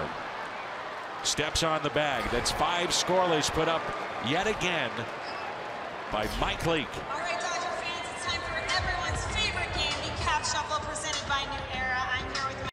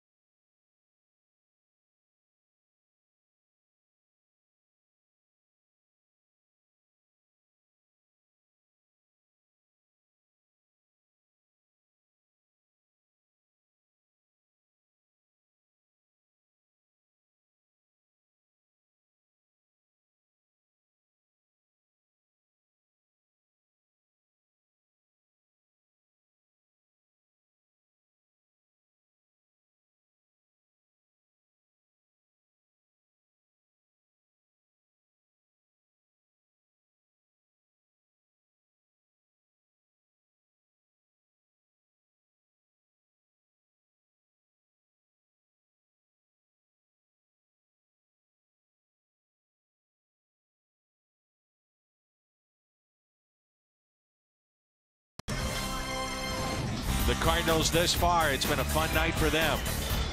Colt Wong got the Redbirds on the board. That would score 2 with the bases loaded against Rich Hill. Got to have a little luck along the way. The Cardinals get that. And they also get this. A base hit by Jerko, air by Bellinger. That led to 2-run sac fly after that. It all adds up to a 5-0 St. Louis lead. The top of the lineup for the Cardinals, it'll be Fowler, Piscotty, and Carpenter. Dexter is 0 for 3 tonight. Fly to deep center. A catch made up against the wall by Taylor. He popped out to second and struck out on a pitch outside the zone. That was back in the 4th. Now 0 for his last 18. And there's strike 1. Rich Hill pitched into the 5th, recorded no outs in that inning as he gave up 5 runs in this game.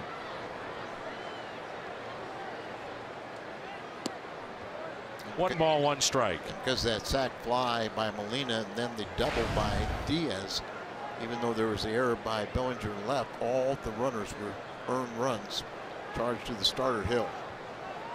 Now time is called. 1 ball, 1 strike. Let's get Dexter off the snide here.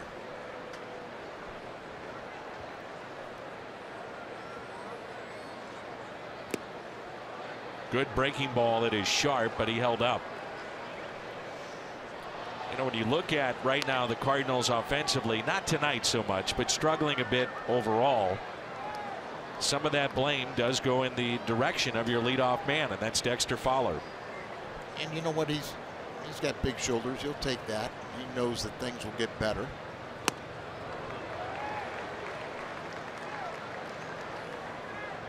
One thing about Dexter is, you know, his personality is just effervescent, and it's always the same. You know, he's always got that effervescent smile and ready to do his job. I want to see him smile when he's hitting. Me too.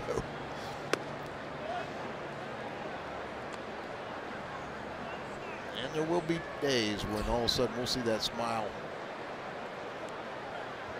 And he will be, you know, that guy that ignites the offense.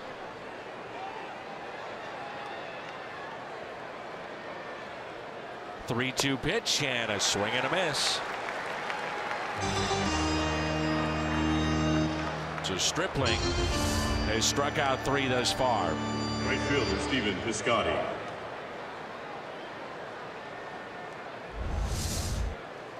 Here's Stephen Piscotty, grounded out to 3rd, struck out with the bases loaded, and walked and scored in inning number 5.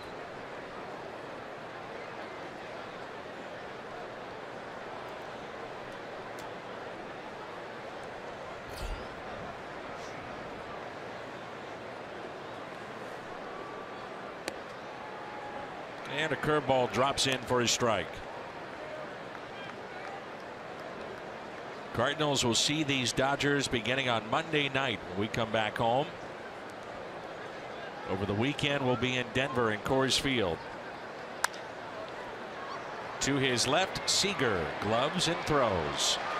And there's 2 away. The Ritz kickoff to summer weekend starts Friday, June 9th. And that day, 30,000 fans 16 and older take home a bobblehead of the 1967 National League MVP, Orlando Cepeda. This is courtesy of AAA, so get your cards and Phillies tickets at cardinals.com/promotions. Carpenter came in 3rd in the National League in walks, and he's picked up a walk tonight, number 400 of his career. He started behind Paul Goldschmidt and Joey Votto. He now has 33 with his walk back in the 3rd. Got a bunt base hit against the shift and scored a run back in the 5th. 0-2 the count.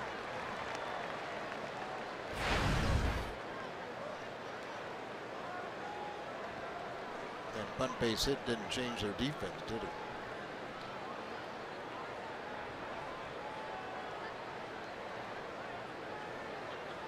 See Grandal set up outside, left it over the middle of the plate, hit sharply to second, and Utley makes the play. Cardinals go in order midway through 6. It's 5-0. Dodger fans.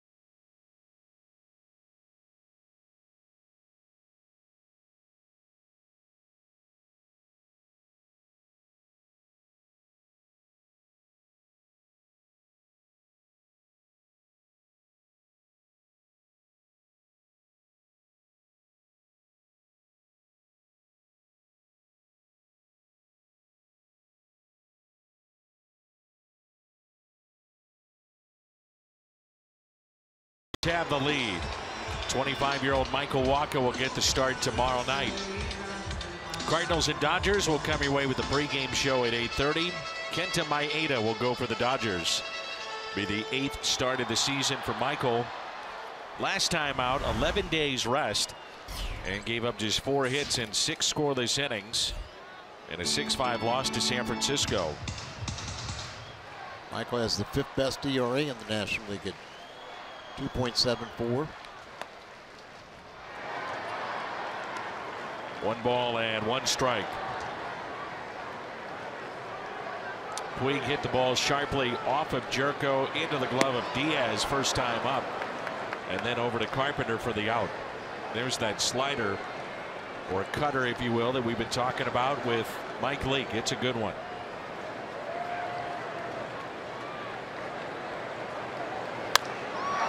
Hit the other way down the right field line, but foul.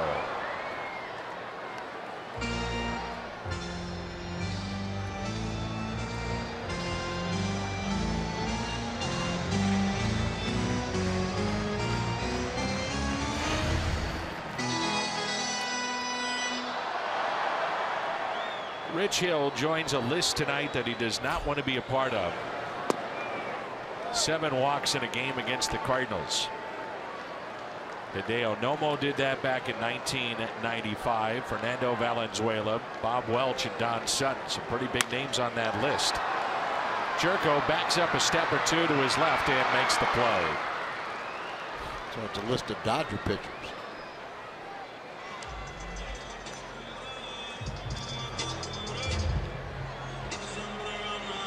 And the batter will be a pinch hitter. This will be Kiki Hernandez. Hernandez scoring the winning run last night. Kiki Hernandez. And you know, like last night, as soon as he received that walk in extra innings, you just, even though there were 2 outs, you just say it's over. And Hernandez, a liner to left, in the catch made by Randall Grichuk.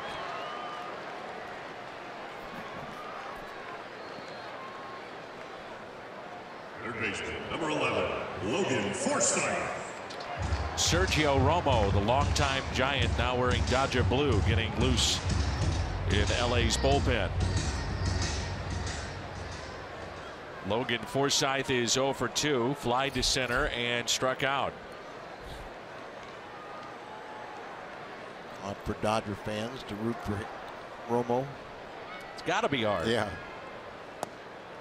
We always talk about Yankees, Red Sox, Cubs, Cardinals, and it's as fierce out here with the Dodgers and the Giants. I think it's you know, one of those that gets a little too violent at times.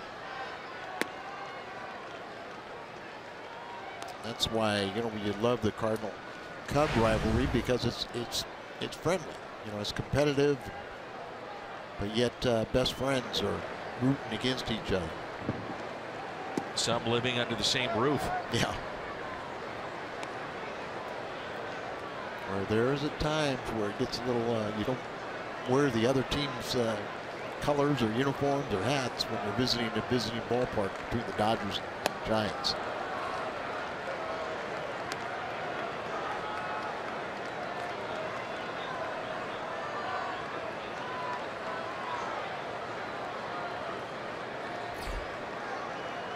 Two balls, two strikes with 2 outs and nobody on.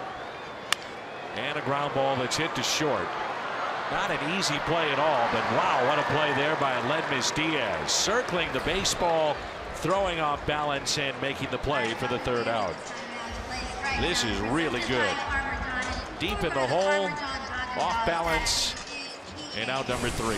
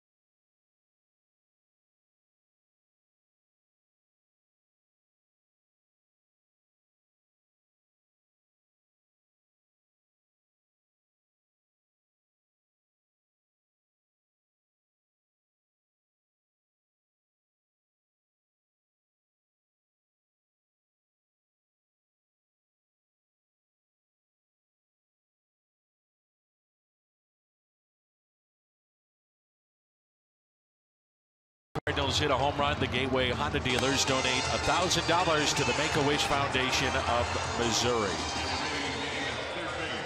He of the Frisbee slider. And that is Sergio Romo, who now finds himself in Dodger blue.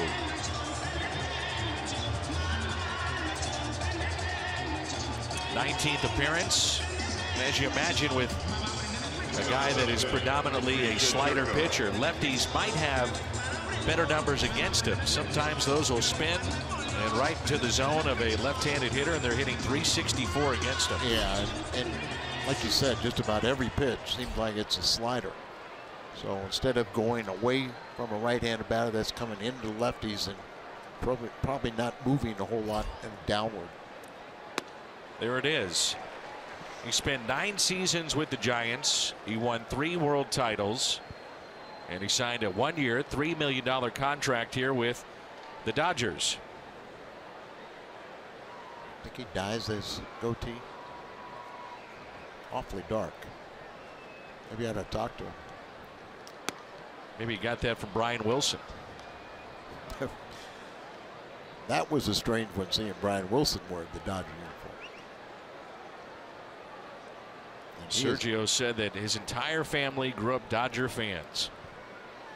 In his first spring training, he shows up in San Francisco. Family and friends are all wearing Dodger blue, and he's called into Bruce Bochy's office, and he was asked, what in the heck is going on here? Let's get them some Giants gear. So now here he is, pitching for the Dodgers.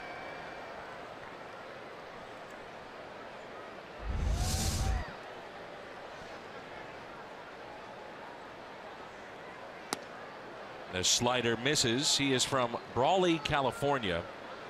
It's about 125 miles east of San Diego, 20 miles north of the Mexican border. Very tough year for him a season ago, both on and off the field. Lost 3 grandparents in the span of 3 months last year. Said it was very tough for him to concentrate on the mound as Jerko grounds out. Spent time on the DL. He had a flexor strain in his right forearm. Number 4, Yadier Molina. He's got a sac fly tonight, but trying to extend his hitting streak to 13 games.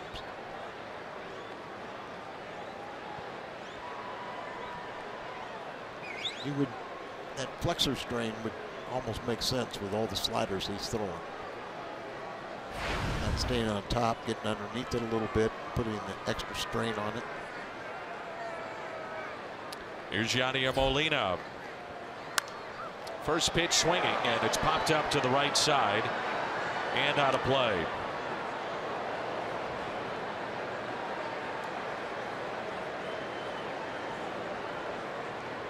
Molina tonight trying to extend that hitting streak to 13.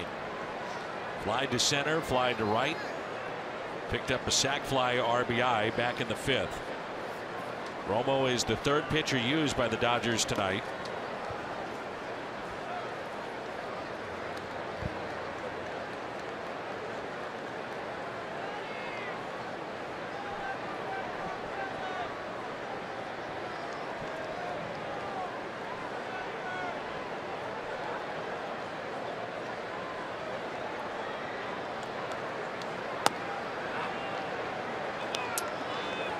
Romo saying that he grew up a Dodger fan and remembers exactly where he used to sit at Dodger Stadium. His grandfather, one of them that passed away, was the one that would take him to Dodger games.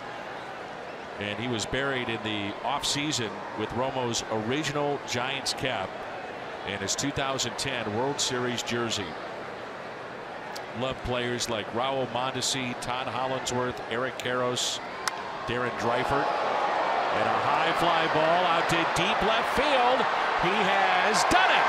Home run, Molina, number 4, and extends his hitting streak to lucky number 13.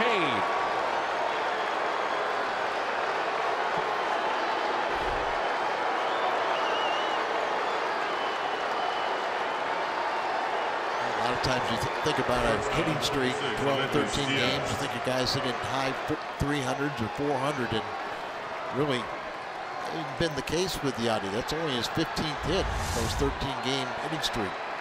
But he gets his 4th home run. Got that slider, didn't get it far enough away. Launched it, and it goes out of the ballpark here. Sometimes the sliders don't do oh, what the pitcher wants to do. They get underneath it, and he talked about it last year where he felt mechanically he was underneath that pitch way too much last year, and that's what will cause the spin, and it just sits. That's exactly right. Just sits on that same plane, not diving like that one. 0-2 the count on Diaz. Good night for him. Couple of walks, a run scored, a double to left center, and a couple nice plays in the field. He really made some very nice plays deep in the hole.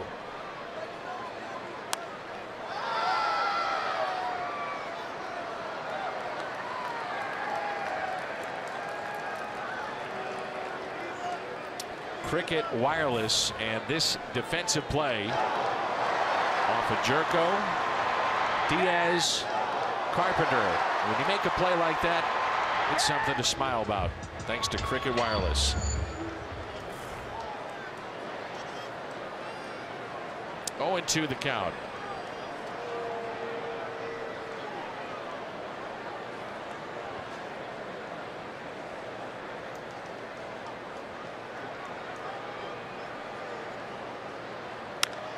And that's driven out to left, coming on Bellinger, and he'll make the play. 2 outs, and the batter will be Randal Grichuk. The fielder, number 15, Randal Grichuk. I'd like to see Randall get one of those flat sliders.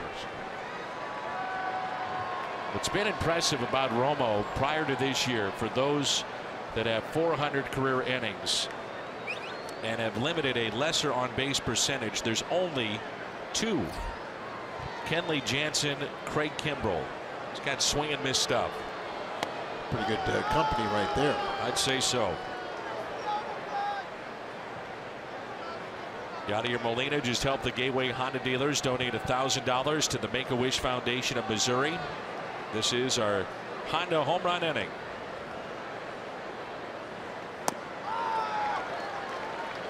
Strike 2 on Grichuk. 0 for 2 with a walk tonight, pair of strikeouts. His fastball only averages about 85 miles an hour, but it's slider after slider after slider. I've seen a couple change-ups too. But there's what we think of all the time. When you think of Romo, you think that slider there.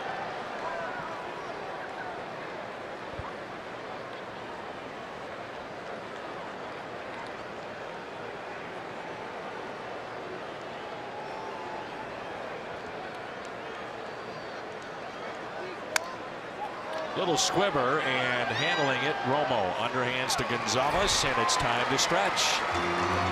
Yadier Molina, the home run, extending the hitting streak to 13. Yadi's 4th of the year. And with that, it's a 6-run lead. It's time for the 7th inning stretch, presented by Coca-Cola. Please rise and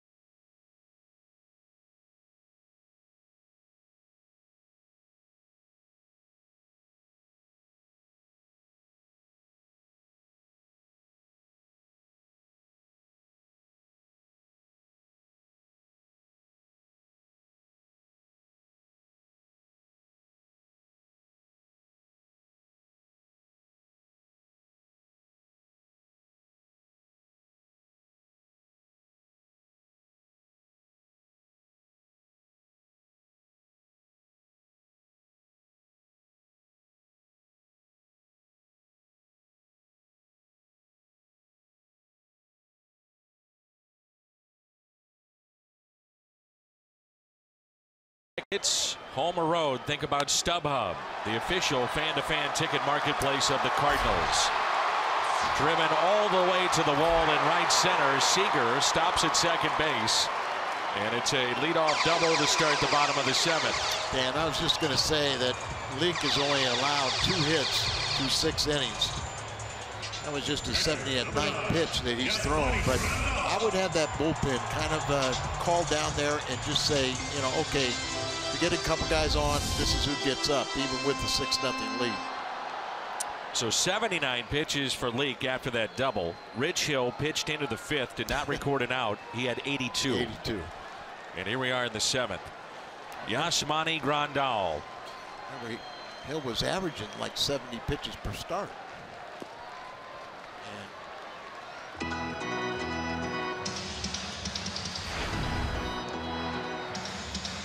Grandal is 0 for 2. He is struck out and also grounded out. Dodgers trying to get on the board. Cardinals about hit them 6-3 in this game. Inside. And it's 2 balls and no strikes. What a lead like this does for Mike Matheny is that if he does have to go into his bullpen and it's a 6 or a 5 or maybe even a 4-run lead, you're not talking about using Trevor Rosenthal. Cardinals really trying to avoid using him in back-to-back games. Little chopper that's hit up the middle. Diaz is there for the out. Advancing to third, it's Corey Seager. Not only Rosenthal, but you shouldn't be using no. To be quite honest, if you have anybody on your staff that can't protect a 6-0 lead, they shouldn't be at the major league level. So runner at third, and brings in Bellinger. Leak with 5 strikeouts tonight. The Cardinals struck out 19 Dodgers in game 1. This is the 4th time in franchise history. There's a high fly ball lifted into right. Biscotti under it. That's out number 2. Runner tags and will score. So the Dodgers get on the board. That makes it a 6-1 St. Louis lead.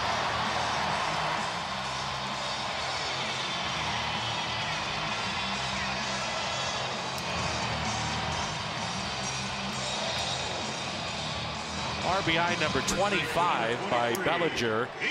That's now the team lead for the Dodgers, 1 ahead of Yasiel Puig. And 25 from a young man that didn't come to the big leagues until I think April 25th. Here's Gonzalez, who has doubled and grounded into a double play. Cardinals last night made history. First team in Major League history to strike out 19 and allow 3 or fewer hits and lose. Very tough loss for the Cardinals last night. Not the case, though, in game 2. Leak is through 7, and it's 6-1. This season, the SoCal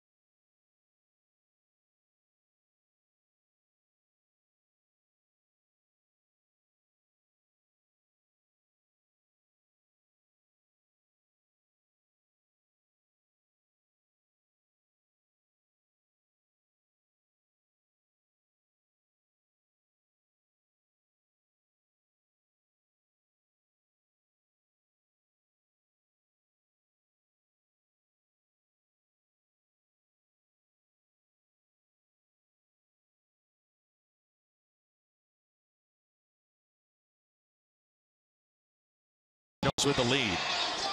Mike Leake, tremendous again here tonight. It'll be Wong, Leake, and Fowler against the new pitcher in. And that is Chris Hatcher. It's our Chevy call to the pen. Substitution out in left field. And that is Brett Eibner in left. Takes over for Bellinger. And check that, Bellinger going from left to first base. So Gonzalez is out of the game.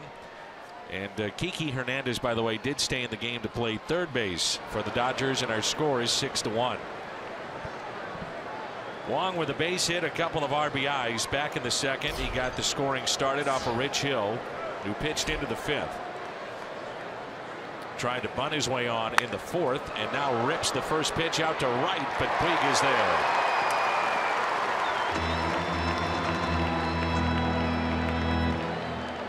Hatcher's been around a while now. Pitcher number 8, Mike Leake. Season, 3rd with the Dodgers. Injury shortened season last year with a strained left oblique. Happened on July the 20th. And miss the rest of the season. Always had a strikeout per inning and pretty good control. Very few walks. So 1 out. And Leake on the first pitch. Fly ball out to shallow left. Eibner is there. 2 pitches, 2 outs. By the way, Dan, Eibner, they're trying to experiment with him as being a pitcher, also outfielder.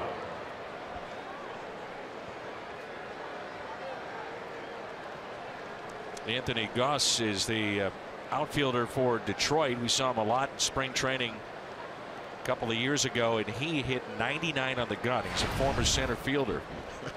Christian Bethancourt is another one that's trying to pitch, a former catcher with San Diego.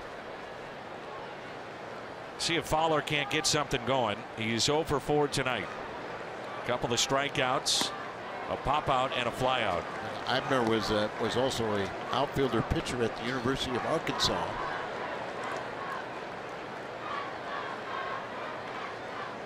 So they're saying that if he does take the mound, he will have 7 years of rest. There is something to that. Oh yeah, you know, I mean, the wear and tear isn't there. He was at Arkansas 2008 to 10. I don't know if you can use him back-to-back days, though.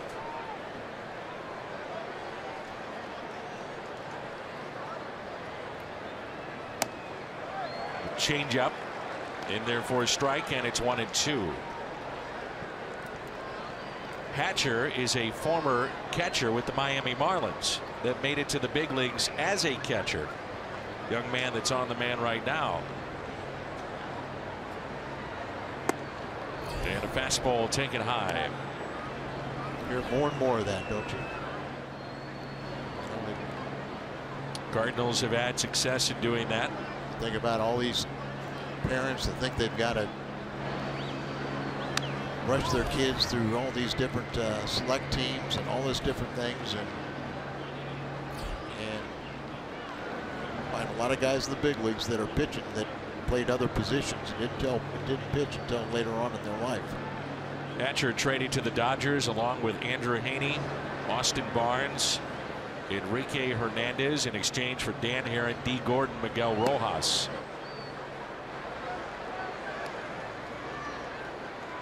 That was back in 2014. Kenley Jansen was on the DL, and they needed to bolster their bullpen. 3-2 the count with 2 outs and nobody on. And it's a 2-out walk. When you watch Hatcher, though, he doesn't short arm it like a typical catcher, maybe like a Jason Mott. Yeah, Jason Mott, you know, I mean, he still looks like he's throwing like a catcher. Number 55, but there is something to that short arm. You know, some people think it leads to arm injuries, but it is more deceptive because you don't see the release point until the ball's jumped on you. So the Cardinals have now received 9 walks in this game. Here's Piscotty. He walked back in the 5th, grounded to short, grounded to 3rd, and struck out. And he looks at ball 1.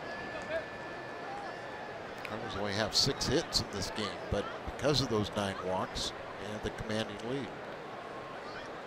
3 of the 9 have come around to score. Hatcher is the 4th pitcher used tonight. His backswing get him. Rundall.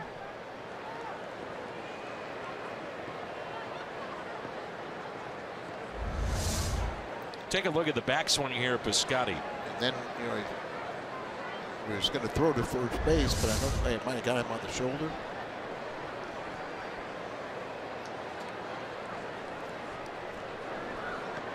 Here's a 1-1.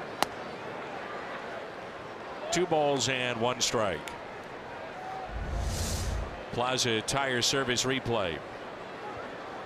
Missing low and away.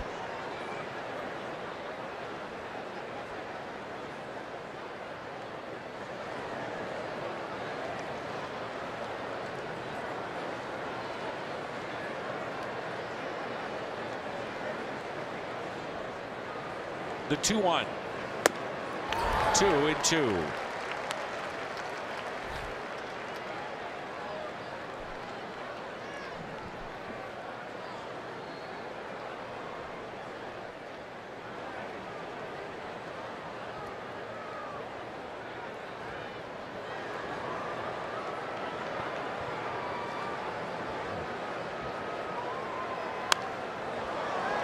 Popped up and into the upper deck here at Dodger Stadium.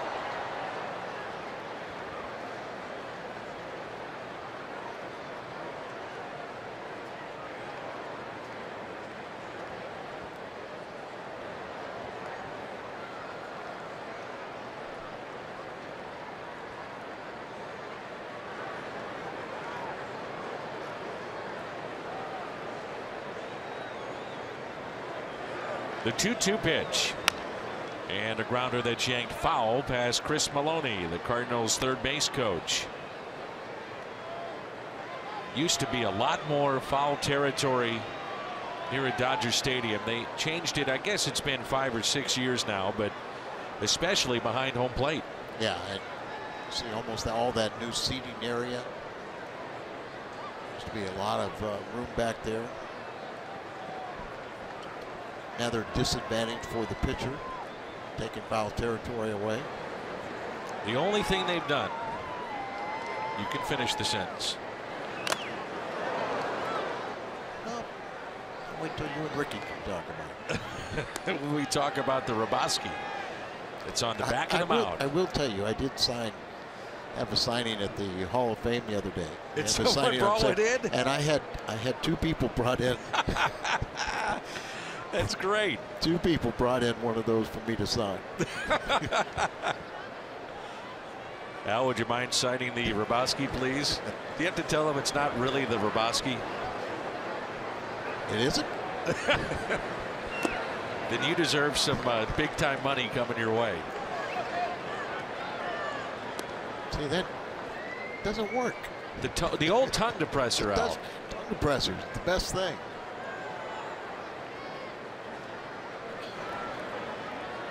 Three balls, 2 strikes with 2 outs and a runner at first. I'd ask him, where in the world did you get this? Johnny Max. 3-2. He's popped up on the infield. Utley wants it, and he's got it. Mike Leake back to work for the bottom of the 8th. It's 6-1 Cardinals.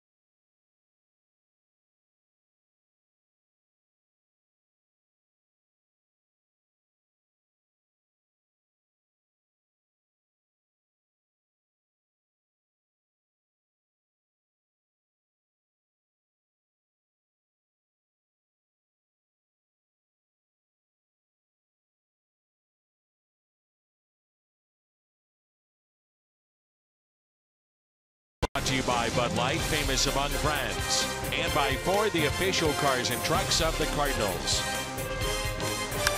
Taylor on the first pitch, out to center, and a base hit. So Chris Taylor has the Dodgers' 4th hit of the night. Second baseman number 26, Chase Utley. Well, last 2 nights, you talk about great starting pitching. Leake now pitching into the 8th. We've talked about Lynn. 8 innings, 2 hits tonight. Leake 7+, 4 hits, and only 1 run. Then you add tomorrow night starter Waka is also in the top 5 in ERA in the National League. Chase Utley is 0 for 2.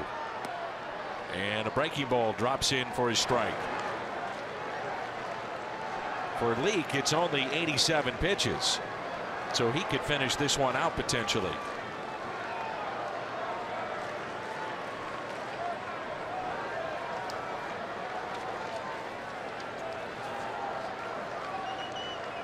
The amazing run that the Cardinals are on. Think about this. The last time Cardinals starters have gone 5 straight games, 6 or more innings, allowing 1 run or fewer, was in 2015. And that year they led the league in ERA, won 100 games. The Cardinals have never gone 6 straight games and done that. They could tomorrow. Soft liner that's hit to Colton Wong.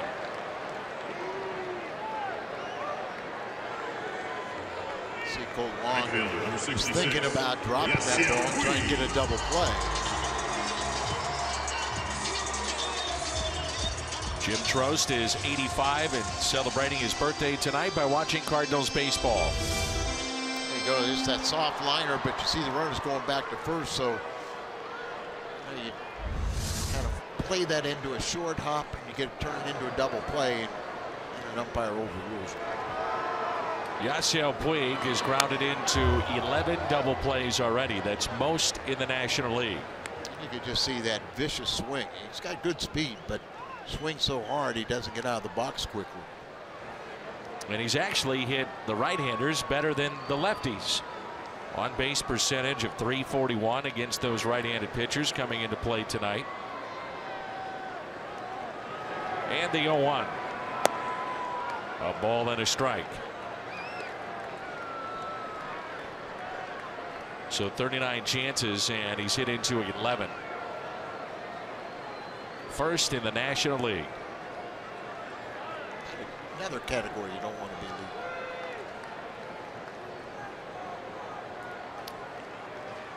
Mentioned that Mike Leake came into this game trailing Clayton Kershaw in ERA. All he needed to do is get 2 outs and not allow a run, and then he would bypass Kershaw, so he's done that and then some here tonight.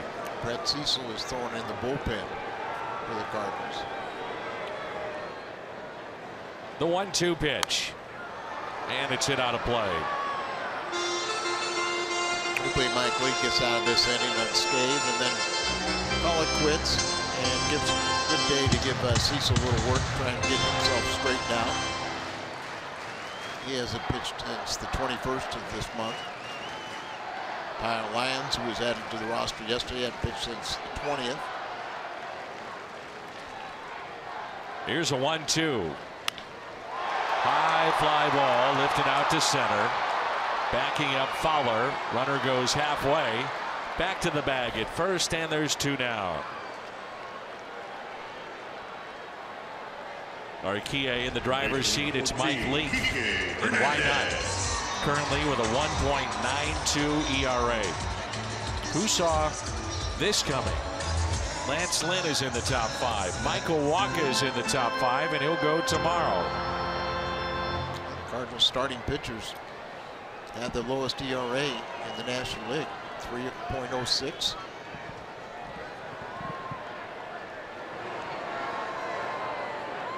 You have to think that the way that Martinez and Wainwright are throwing, they're going to get theirs lowered.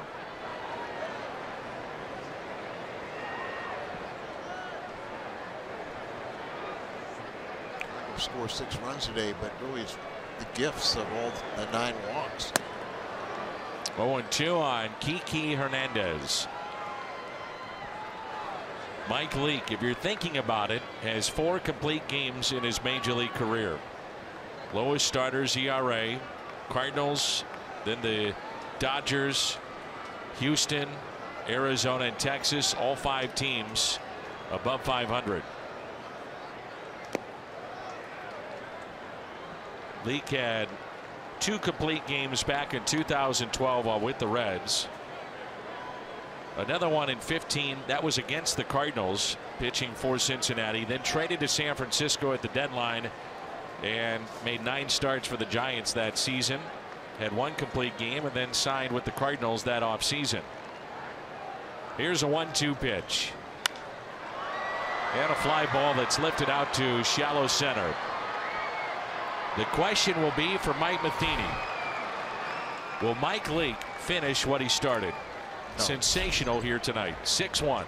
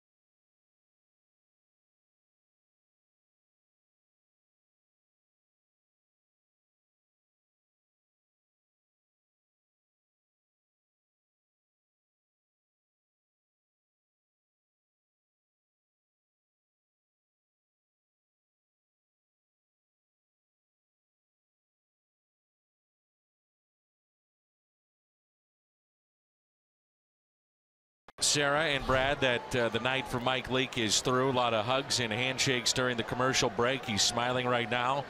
If he was staying in the game, that would not be the case. He'd be a little bit more focused, but looks like the Cardinals will indeed go to their pen. And you and I were talking about the break, and I think it's more important for Brett Cecil to come in here and try and get straightened out where they're going to do Tyler Lyons. But to get one of the lefties, Tyler hasn't pitched since the 20th of this month. Get them acclimated, then for Mike Leake to have another inning in a possible complete game. He's did his job tonight, did it extremely well. 0-2 the count on Carpenter. The second inning of work for Hatcher. 6-1 Cardinals here in the top of the ninth. Carpenter grounded back to the pitcher, first time up. Walked into third, career walk number 400. Bunt base hit, run scored in the fifth, and grounded out to second. The 1-2. And it's tapped foul.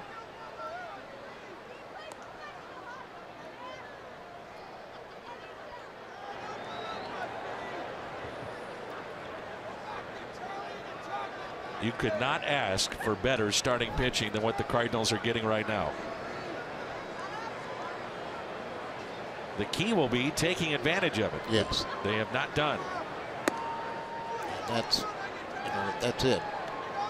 Hopefully there's not going to be a period of time where the starters kind of struggle and then your offense takes flight. But you win as a team, you lose as a team, so don't be pointing any fingers at any aspect of the game. 2-2. Carpenter sharply hit off the glove of Bellinger, and that'll be a base hit for Matt Carpenter. This copyrighted telecast is presented by the authority of the St. Louis Cardinals and may not be reproduced or retransmitted in any form. And the accounts and descriptions of this game may not be disseminated without the express written consent of the St. Louis Cardinals. So base hit by Carpenter. 6-1 our score. We're in the top of the ninth. On base for the third time. And here's Chad Jerko, who's been on base 3 times. 2 singles, a walk, 2 runs scored. This ball game has seen the Cardinals receive 9 walks Only one of those intentional, and 7 of the 9 from the starter tonight of the Dodgers, Rich Hill. Stripling gave Dave Roberts 2 innings, scoreless baseball. Sergio Romo gave up the home run to Molina. And now it's Hatcher in his 2nd inning of work. 1 ball, 1 strike.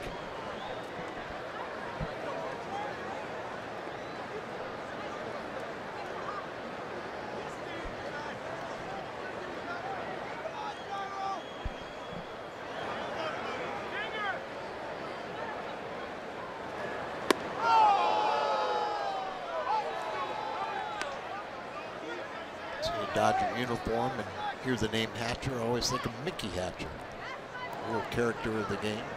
Longtime bench coach for Mike Scioscia. Yeah. They played together here as Dodgers. A couple of really close friends. The 2-1. Ground ball that's hit past third base, but foul.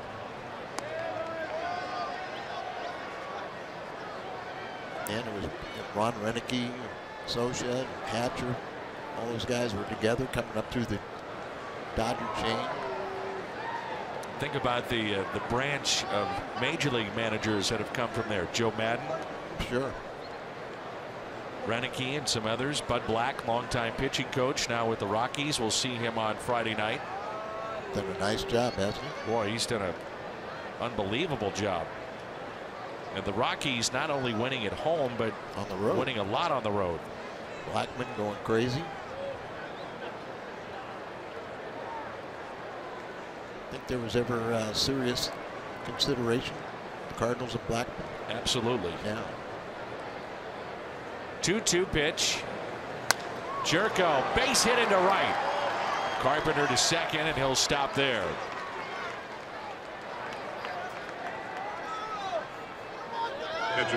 Let's turn to our Nissan drive of the game.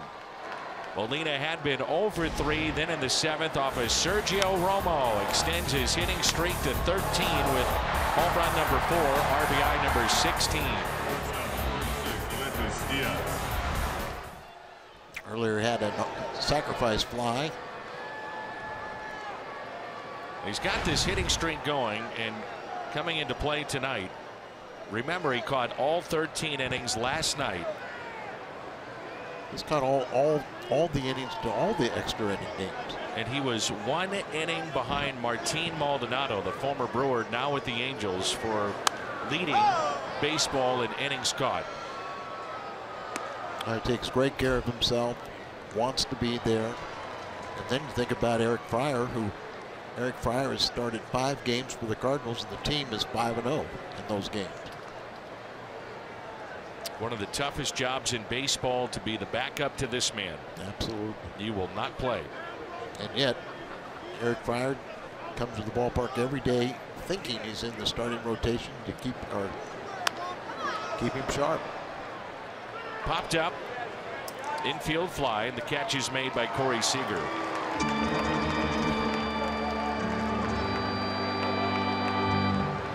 Many countrymen player profile on Aledmys Diaz, the Cardinals shortstop, defected from Cuba, and he had never driven a car prior to arriving in the United States.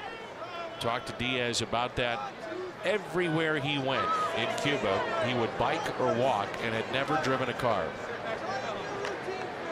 Some of the things, simple life that we enjoy and take for granted here in the United States. 1 out, runners at 1st and 2nd. Diaz on base 3 times. Walked twice, run scored back in the 2nd. A double to left center. His left stranded back in the 5th, and is flied out to left.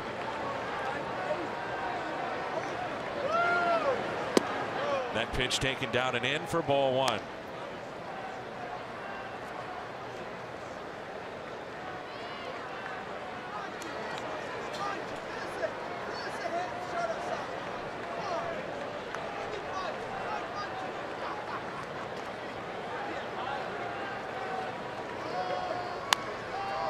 Breaking ball, and that's popped up.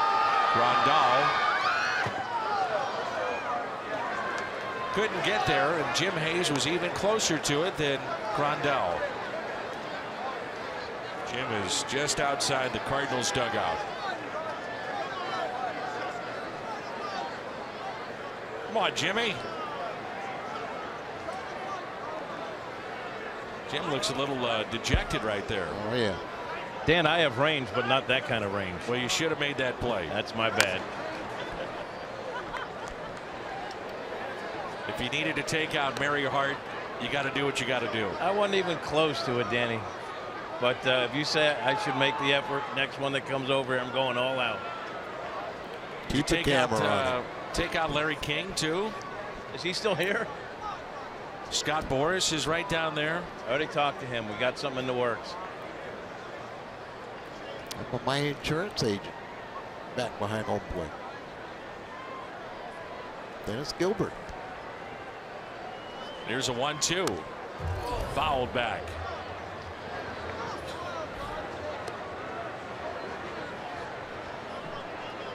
Wait a minute, the guy sitting next to Jimmy? No. My insurance man has dead right behind home plate. Not those guys. Dennis Gilbert right behind home plate. Go Gilbert. When I played against him in the minor leagues. Over to the right. Pan to the right there with the glasses. Next to the young lady. Dennis Gilbert. Right behind the umpire there. Right behind the umpire.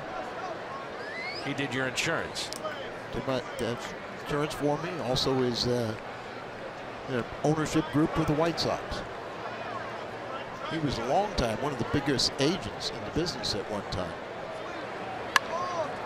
And I mean sports agency. Hold on now. He did your insurance, and he's also part owner of the White Sox. Yes. What were you paying for your premiums?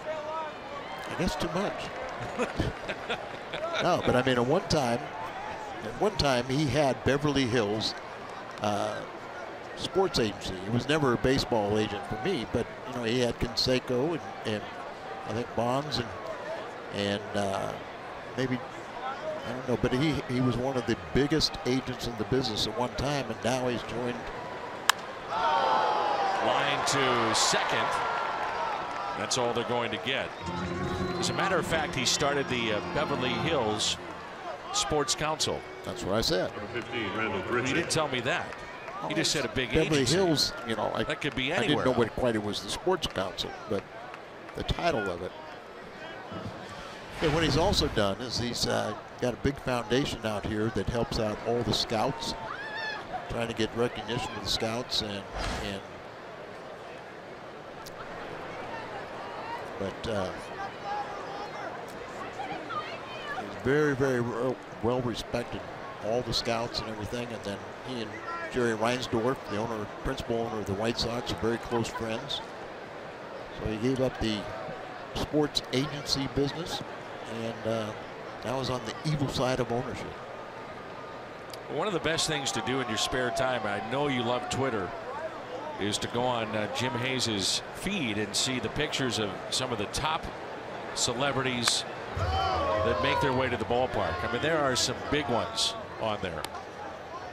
Mike Claiborne, Claibs, Bert Sugarman, John Reynolds here in our booth. There's Mike. He is awake. So 2 outs and 2 on, and here comes an 0-1 pitch to Randal Grichuk, who's walked, struck out twice, and grounded out. Elevate that fastball at 95.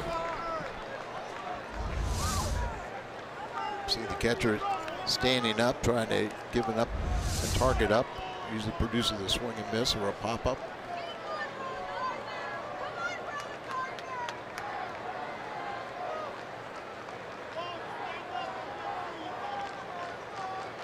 Here's the 0-2. And a strikeout of Grichuk. Night is through for Mike Leake, but sensational yet again.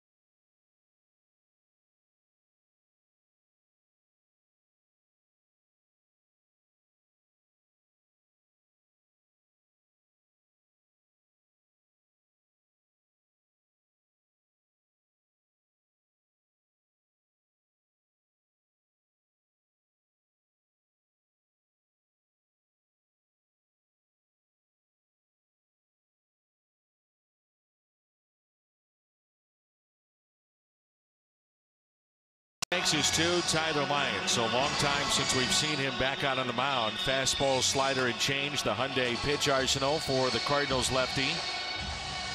And 8 innings of work by Mike Leake. 1 run allowed here tonight. And the Cardinals have a 6-1 lead.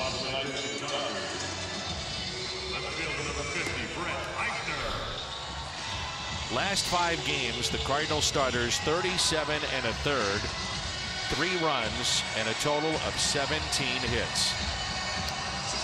And one incredible run. One note against Mike Leake too. 8 innings, 4 hits allowed, 1 run, no walks.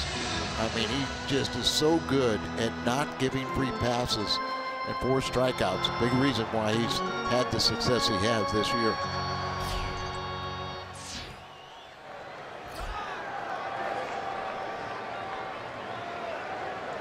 And the first pitch is a strike, and we're underway here in the bottom of the 9th.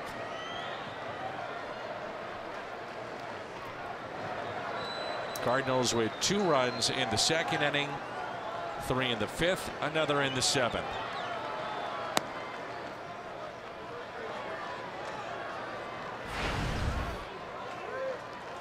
Brett Eibner, first plate appearance of the night, batting .313, couple of home runs. He's driven in 6. Mentioned earlier, the University of Arkansas. Tyler got that good breaking ball. Had the knee surgery last year that knocked him out, and just came off the disabled list yesterday.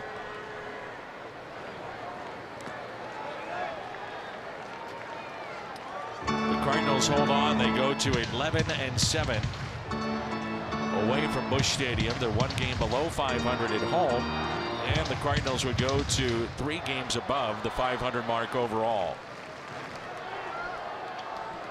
They would pull to within a half game of Milwaukee. 2-2 pitch.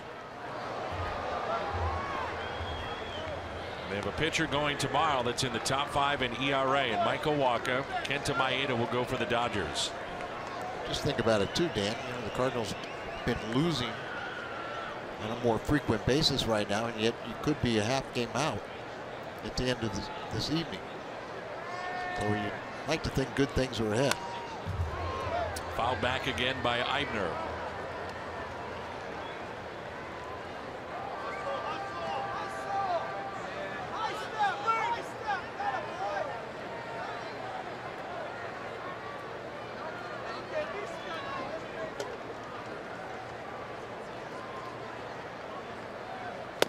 And a swing and a miss. Welcome back, Tyler Lyons, and a strikeout. Shortstop, number 5, Corey Seager. Mike Leake, no surprise, he is our Budweiser player of the game with 8 innings, 4 hits, 1 run. It was earned, and 5 strikeouts on 98 pitches. His ERA moves lower than Clayton Kershaw's. It's the best in the National League, and it's under 2. High fly ball to Dexter Fowler off the bat of Corey Seager. And that's out number 2. Catcher number 50, Austin Barnes. And the final hope is Austin Barnes for the Dodgers. It's their backup catcher and also an infielder.